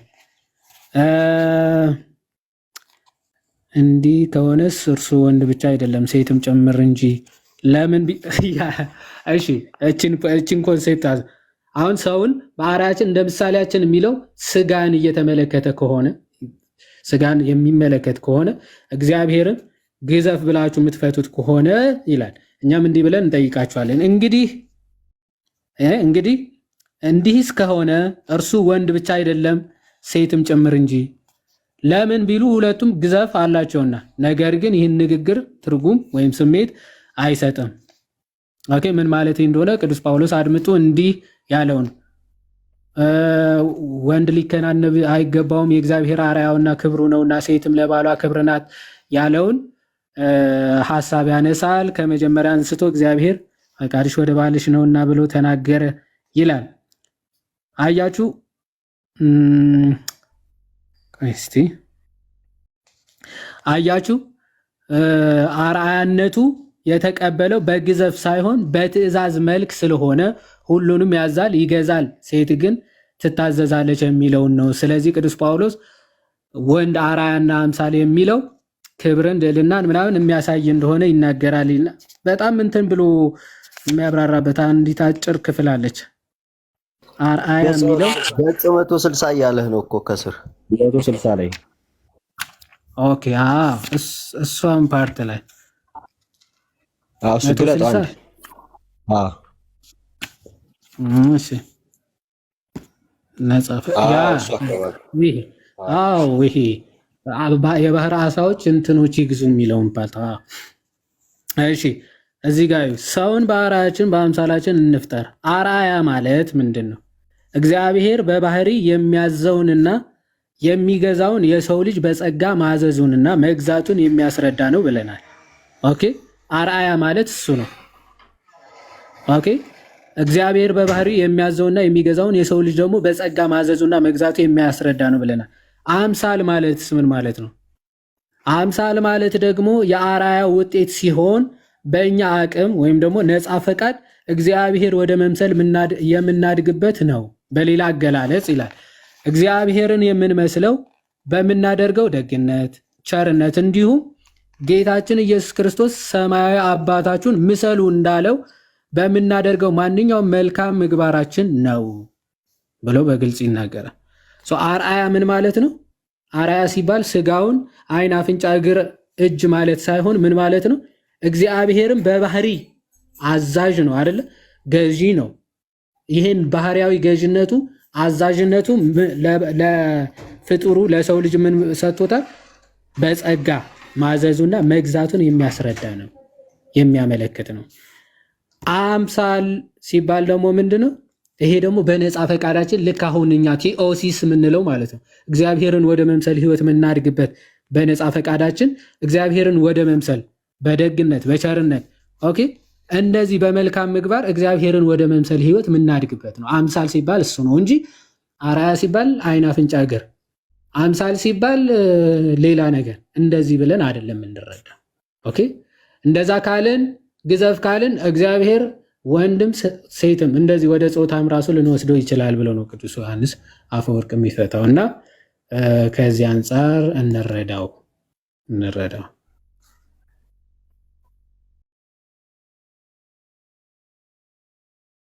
አይ ቲንክ ባሲሊዮስም ይህንን ሀሳብ ይናገራል አይደለ? ምን ብሎ ይናገራል? የሰው ባህሪ የሰው አርአያና አምሳሉ እንደዚህ ይላል። ይሄ ቸርነት፣ የዋህነት፣ ገዥነት ምናምን እነዚህ አምሳል ናቸው ይልና መልክ የሚለውን ደግሞ ምን ይለዋል? በሰው ልጆች ሁሉ ያለ እንትን ነው ይላል። የነፍስ ባህሪያት አለ አይደል? አዋቂነት፣ ሕያዊነት፣ ነባቢነት፣ ነፃ ፈቃድም ጨምሮ ማለት ነው። እነዚህ በሁሉም ሰዎች ላይ ያሉ ናቸው። በሁሉም ሰዎች ላይ ያሉ ናቸው። ሰው ከወደቀ በኋላ እነዚህ በስላይትሊ ምንድነው መልካቸው ደበዘዘ፣ ቆሸሸ እንጂ ቶታሊ አልጠፋም የሰው መልክ ይልና ቶታሊ የጠፋው ግን የሰው ላይክነስ ነው ወይም ደግሞ አርአያውን ነው ይላል። ይሄ የዋህነቱ፣ ደግነቱ፣ ቸርነቱ ምናምን እነዚህ አቶት ነበረ። ስለዚህ ክርስቶስ መጣና ይህንን መልካችን ቆሽሾ የነበረውን አጠበው፣ ጠፍቶ የነበረውን ደግሞ ሰጠን ማለት ነው። ጠፍቶ የነበረ ለዛ ነው ክርስቶስን ወደ መምሰል ህይወት ነው ክርስትና ሲባል ይህንን አርአያ እግዚአብሔር የሚለውን ወይም ደግሞ እግዚአብሔርን ወደ መምሰል ክርስቶስን ምሰሉ ወደሚለው ሚስጢር የምናድገው በመልኩ አይደለም። ወይም ደግሞ ዓይናችን አፍንጫችን እሱን እየመሰለ እንዲሄድ አይደለም። ሐዋርያ ቅዱስ ጳውሎስ እኔ ክርስቶስን እንደምመስል እናንተ እኔ ምሰሉ ብሎ ሲናገር ምን እየተናገረ ነው ማለት ነው? በፍቅር በየዋህነት በቅድስና እግዚአብሔርን ወደ መምሰል ህይወት ማደግን የሚያጠይቅ ነው ብሎ ይፈተዋል እና ከዚህ አንጻር የሚታይ ነው። በትክክል ያዴ እውነት ቃሎትን ያሰማልን፣ መንግስተ ሰማያትን ያወርስልን። ሳይታሰብ ጥሩ ትምህርት ተማርንና እንደው አትመመኝ አይባልም እንኳን ማርከኝ ነውና ያኛውንም ሰው አትናገራት ብለው እንኳን ጥሩ ትምህርት ተማርን ነው። እኛም ቀጣይም ደግሞ ጥሩ ቪዲዮ እንደምትሰራልን በዚህ ጉዳይ ላይ እርግጠኛ ነኝ። ያዴ ቀጣይ ክፍል እንደሚኖረው አይደል? አያልቅም እኮ በዚህ ጉዳይ ይሰራ ከተባለ እንደ ጉድ ነው። ጆን ኦፍ ደማስከስ በጣም ብዙ ቦታ አሁን ኦርቶዶክስ ፌዝ የሚለው መጽሐፉ ስለ እግዚአብሔር እንደዚህ በስፋት እንትን ይላል። አስፈላጊ ከሆነ ይጨምራል። እውነት ለመናገር ከሆነ እንትን እንልበታለን። እሺ እግዚአብሔር ይስጥልን፣ ጸጋውን እውቀቱን ያብዛልን። እንግዲህ ሰላም በቅንነት ከመጣሽ ችግር የለውም መጠየቅ ትችላለሽ፣ ለመረዳት ከሆነ። አይ ለመረዳት ነው። አሁን ለምሳሌ እግዚአብሔር ይሰማል እንላለን። እግዚአብሔር ጸሎት ይመልሳል። በቃ እግዚአብሔር ያን ይሰማል እና እግዚአብሔር ያን ይሰማል ስንል በመንፈስ ብቻ ነው? እግዚአብሔር በምንድን ነው የሚያየው፣ የሚሰማው፣ የሚናገረው? ማለት በምንድን ነው ማለት ይሰማል፣ ያውቃል።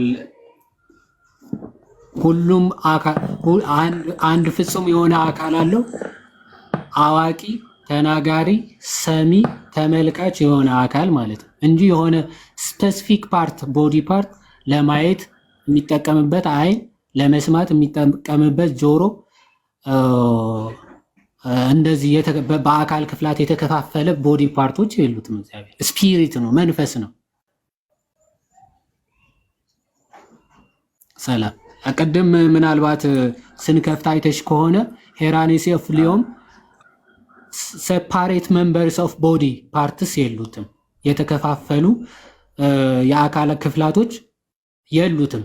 ኦል ኖዊንግ፣ ኦል ሂሪንግ፣ ኦል ሲንግ የሆነ አምላክ ነው። ሁለመናው አዋቂ፣ ሁለመናው ተመልካች፣ ሁለመናው እውቀት የሆነ አምላክ እንጂ የሆነ ፓርቱ የሚያይበት ከዚህ እስከዚህ የሚያይበት ፓርቱ ከዚህ እስከዚህ የሚሰማበት ፓርቱ ተብሎ እግዚአብሔር አይከፋፈልም። የምናውቀው አንዲት ነገር እግዚአብሔር አምላክ የማይመረመር መንፈስ የሆነ አካል አለው። በዛ መንፈስ በሆነው አካል ደግሞ ሁሉም ቦታ የሞላ ሁሉም ስፍራ የሚገኝ እንደሆነና በዛ በሁሉም በመላው አካሉ ደግሞ ሁሉን የሚያውቅ ሁሉን የሚሰማ ሁሉንም የሚያይ አምላክ እንደሆነ እላይ ሆኖ አይቶሽ በእግሩ የሆነ በማያይሽ አካሉ ደግሞ የሚያግዝሽ እንደዚህ አይነት አምላክ አይደለም ያለው አምላክ አይደለም። አትናቴዎስም ሄሬኔስም ይህንን ሀሳብ በስፋት ይናገሩታል ከሄዘንስ ትምህርቶች ማለት ነው። ተመራምረን እንደርስበታለን። እንዴት ሊሆን ይችላል? ዊ ዶንት ኖ። እንዴ ተመራምረን ከደረስንበትማ ዩኒመስ ሆነ እንኳ የአውናሜስ ሄሬሲ ውስጥ እኮ ደረሰን አይደል? የአውናሜስ እግዚአብሔር በቃ እሱ ራሱን በሚያውቀው ልክ እኛ ራሱን ልናውቀው እንችላለን ነው የሚለው። እኛ ልናውቀው አንችልም። እንዴ ጆሮ ከሌለው እንደዚህ ካልሆነ እንዴት ነው ሊሰማ የሚችለው?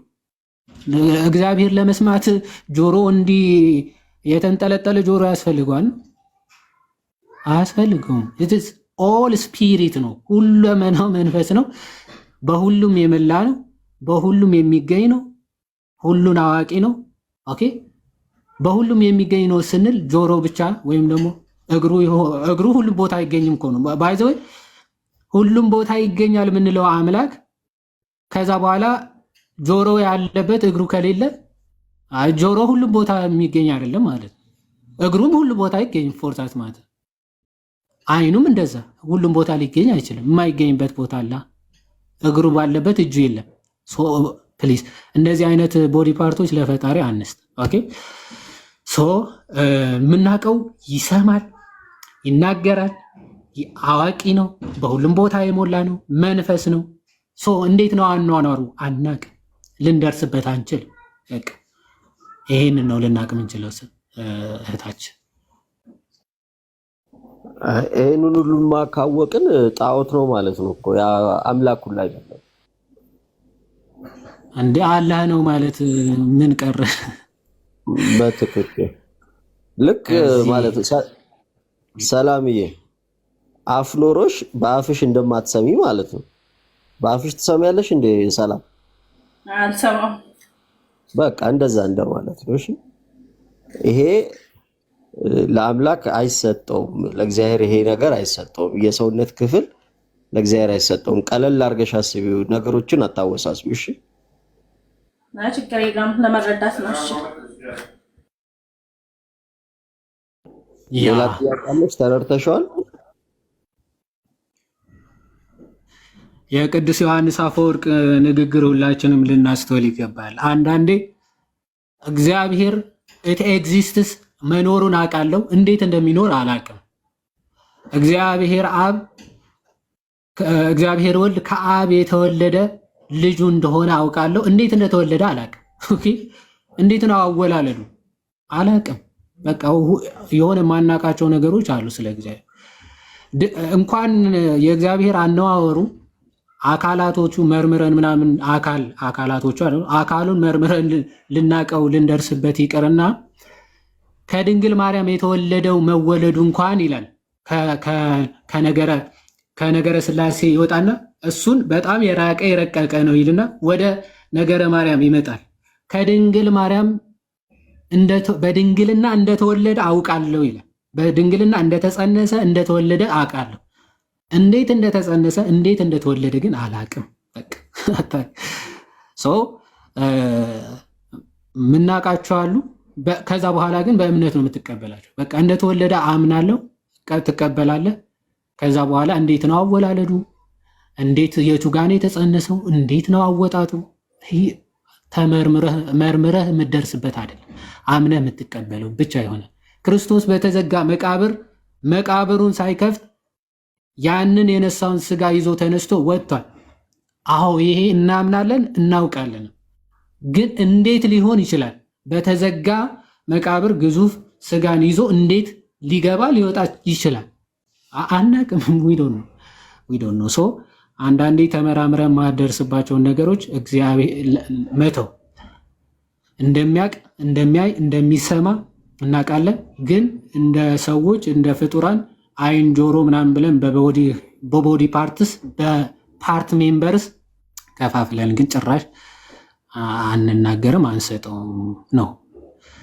ከዚህ አንጻር ነው የሚታየው እህታችን። ይሄንን ካወቅም እሺ ገብቶኛል። ግን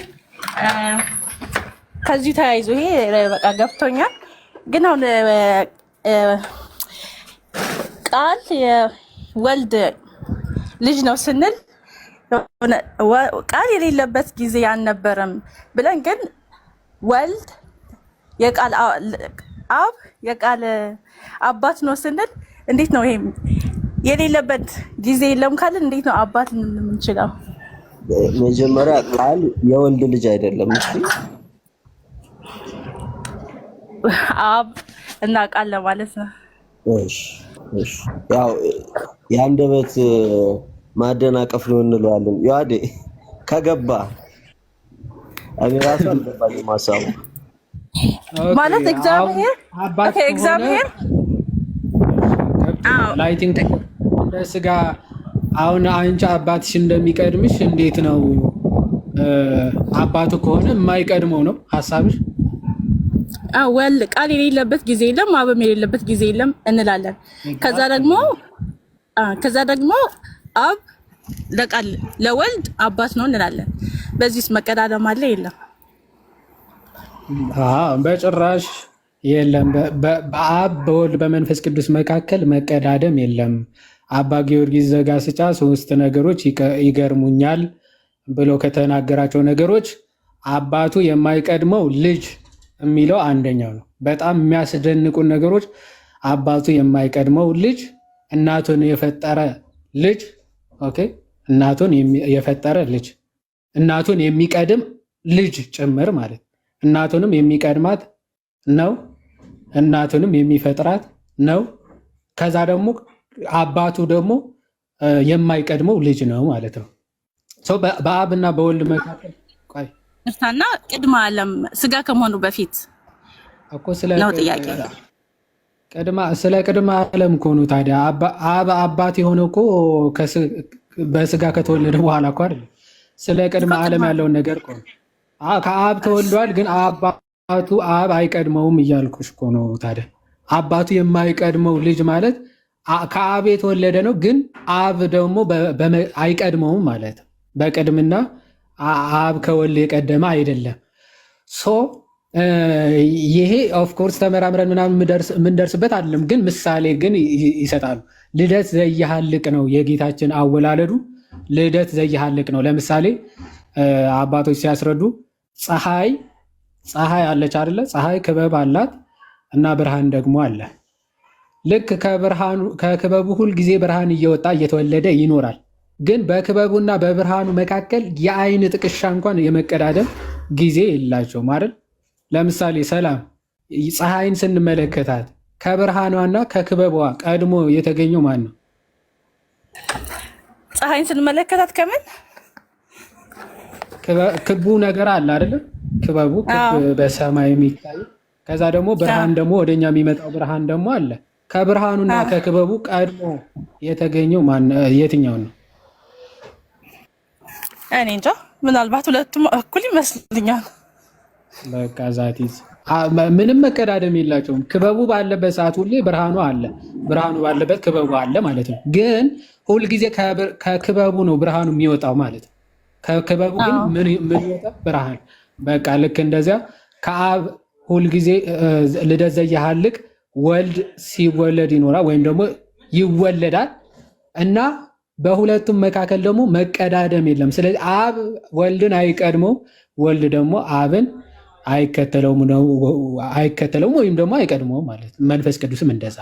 ስለዚህ በፀሐዩ በክበቡና በብርሃኑ መካከል መቀዳደም ሳይኖር ሁለቱም በአንዴ እንደተገኙት ያው የአብ የወልድ የመንፈስ ቅዱስ መገኘት የላቸውም፣ አጀማመር የላቸውም። ከጥንቱ ከዘላለምም በእንደዚህ ነዋሬ ሳይቀዳደሙ ከአብ በባህሪ ወልድ ተወለደ ብለን እንናገራለን ማለት ነው። ልክ ከክበቡ ከብርሃኑ ክበቡ እንደማይቀድም ሁሉ ከልጁ አባት አይቀድም፣ ከአብ ልጅ አይቀድምም፣ ወልድ አይቀድምም፣ ከወልድም አብ አይቀድምም ማለት ነው። በምሳሌ ለማስረዳት ያክል እንደዛ ነው የምንረዳው ማለት ነው።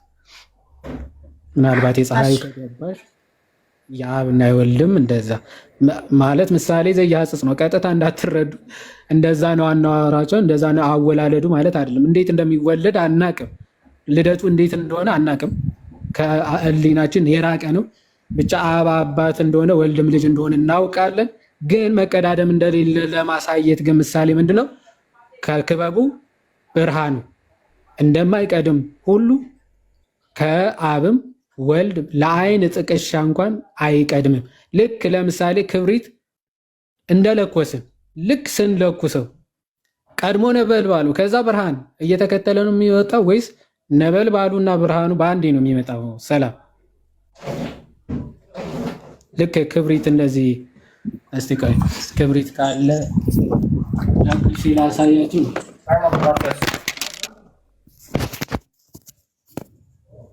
አይ ዋይ ዋይ ስልክ ደህና ነው አለውኝ አለ ወጣ ብዬ ነበረ። ጥያቄ ድጋሚ ተጠየቅ ወይስ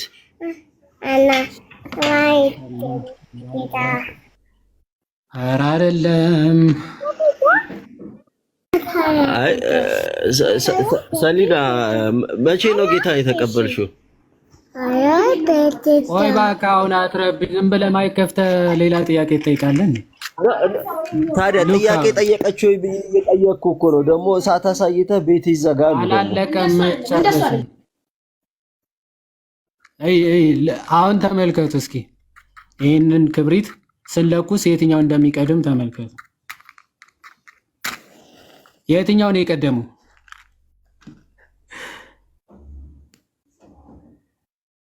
ቆይ ሻማ ላይ ላድርግ። ኧረ እጄ ስለኩስ እስኪ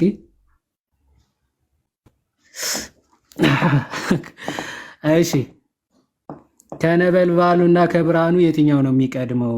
ሰላምሻ አሁን አክቹዋሊ ብርሃን ምናምን ስላለ በደንብ ብርሃን ላይታየን ይችላል።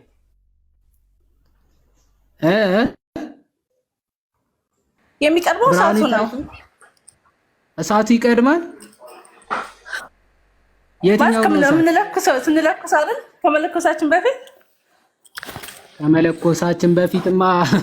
ከመለኮሳችን በፊትማ እንጨት ነበረ። ምን ይሄ ምንም አልነበረውም እኮ ይሄ ነበረ ከመለኮሳችን በፊት። ከዛ ሲለኮስ እሺ፣ ወደ ሌላ ሻማ ጨለማ ቢሆን በደንብ ይታይ ነበረ። ዛሬ ቀን ነው እንግዲህ ምንም ላደርግሽ አልችልም። ወይ ቤትሽ ጨለማ ውስጥ ግቢና ክብሪት ለኩሽ። ቃሏ ብታስረዳት ስላልሰማሁ ነው ይቅርታ። ምን ይዋዴ ስራ ላይ ስለነበርኩ ስላልሰማሁ ነው ይቅርታ። እንደገና ድገምልኝ። የቃልና የሐሳብ እሱማ ኧረ በጣም ይከብዳታል። ወረበለ ጭራሽ እሱማ አትረዳ። ይሄ እኮ እያየችው ራሱ የቀደመው ነበልባሉ ነው እያለች ቅድም ስራ ላይ ስለነበርኩኝ አላየሁትም ይቅርታ። እንደገና ድገምልኝ። ካላየሽውማ እሺ የሆነ ጨለማ ነገር ፈልገሽ ቼክ አድርጊው አንቺ። ለማንኛውም ወይም እንደዚህ ሻማ ይዘሽ ለሌላ ሻማ ለምንድን ነው ምሳሌ ምን ለማመለከት ፈልገህ? ይሄ ነበልባልና ብርሃኑ እንደማይቀዳደሙ ላይ ነበረ አዘ ሞመንት ኦፍ ገብቶኛል። እሺ ስፓርክ ሲደረግ ሁልጊዜ ስፓርክ ሲደረግ ላይቱ ማለት ነው። ኦኬ ስፓርክ ሲሆን ነበልባሉም ብርሃኑም አንድ ላይ ነው እንትን የሚሉት ማለት የሚታዩት እንጂ ቀድሞ ነበልባል ከዛ ቆይቶ አይደለም ብርሃኑ የሚመጣው። ኦኬ ጨለማ ላይ ልክ ክብሪት ስትለኩሺ ነበልባሉ በታየበት ቅጽበት ብርሃኑ ይበራል አይደል? አዎ ይበራል። አይበራም? ኤግዛክትሊ። ስለዚህ ያንን ነው እያለ በአብና በወልድ መካከልም ነበልባሉ ወይም ደግሞ ከአብ የሚወጣው ወልድ ባለበት ጊዜ ሁሉ አብ አለ፣ አብ ባለበት ጊዜ ሁሉ ደግሞ ወልድ አለ። በቃ ምንም የአይን ጥቅሻ እንኳን ልዩነት የላቸውም። አሁን ይሄ ስለ ፍጡር ነው እየተናገረን ያለ። ፈጣሪ ደግሞ ከዚህ የረቀቀ ነው። መቀዳደም የለበትም ብለን እናምናለን። ይሄ የታመነ ትምህርታችን ነው።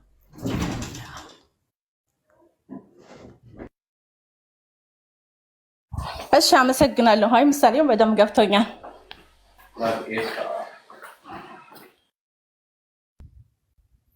ያ እሺ እናመሰግናለን። ሰላምሻ በርቺ ምናምን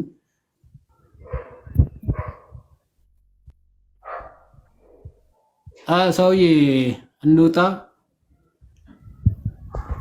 ምግብም እንብላ። ቃሎት ያሰማልን ማለት እግዚአብሔር ይስጣው። ሰውዬው ታች ላሉ እንትኑን ምሳሌውን ንገራቸው። ለእሷ ይከብዳታል ብዬ አይ በቃ ግልጽ ነው። በእሳትና በፀሐይ እያረከውም በግልጽ ነው። እሷ ምናልባት በደንብ ካልገባት እሱኛው ከቀለላት ብዬ ነው እንጂ ግልጽ ነው። በቃ እሺ እናመሰግናለን። እግዚአብሔር የተመሰገነ ይሁን። የተወሰነ ነገር ተማማርን ምናምን እና እንኳን ለቅዱስ ገብርኤል ዓመታዊ ክብረ በዓል አደረሳችሁ አደረሰን። ማታ ደግሞ ያ የእንትኖቹ ጉዳይ ይዘን እንገባለን እግዚአብሔር ካለ ከፈቀደ። ይህ እንትኑ በሰሞኑ ጉዳይ ሲነሳ የነበረው አለ አይደል? የጌታ ስጋና ደም በሉትራንና በፕሮቴስታንቶች ሲነሳ የነበረው ኦኬ፣ እሱን ኮንሴፕት መቀበል የሚገባቸው ወይም ደግሞ የሚቀበሉት እነማን ናቸው? ሜምበርስ ያልሆኑ የመካነ ኢየሱስ ያልሆኑ አካላትስ መቀበል ይችላሉ ወይስ አይችሉም? ወይስ እንደ ውሾች ተደርገው ነው የሚቆጠሩት ምናምን የሚለውን ቪዲዮዎች ምናምን እያየን ለማየት ያ እንሞክራለን። ሰላም ዋሉ። መልካም ቀን። አሜን አሜን። መልካም ቀን። እያወራው እኮ አይሰማችሁም? ማታ እንግዲህ በሰፊው የተቀደሰውን ለውሾች አትስጡ የተባለበትን ምክንያት ይዘን መምጣታችን አይቀርምና ማታ ደግሞ እንገናኛለን። የተቀደሱት ማን የተቀደሰው? ውሾቹ እነማን ናቸው? ውሾቹ ደግሞ አቤት ይላሉ የሚለውን ነገር በደንብ እናያለን። ኤክሶ ደግሞ ምን ትስቃለህ? ጸብ ልፈጥር ነው? እሺ አይ እሺ ቴንክ ዩ አንተስ ዮሐዴ ቃሌዎት ያሰማልን። እናመሰግናለን እና ያ ማታ ደግሞ እንገናኛለን። አሜን። መልካም ቀን ይሁንላችሁ እና ዛሬ የተሰጠውን ትምህርት በደንብ ልብ በሉት ለማለት ያክል ነው። እናመሰግናለን።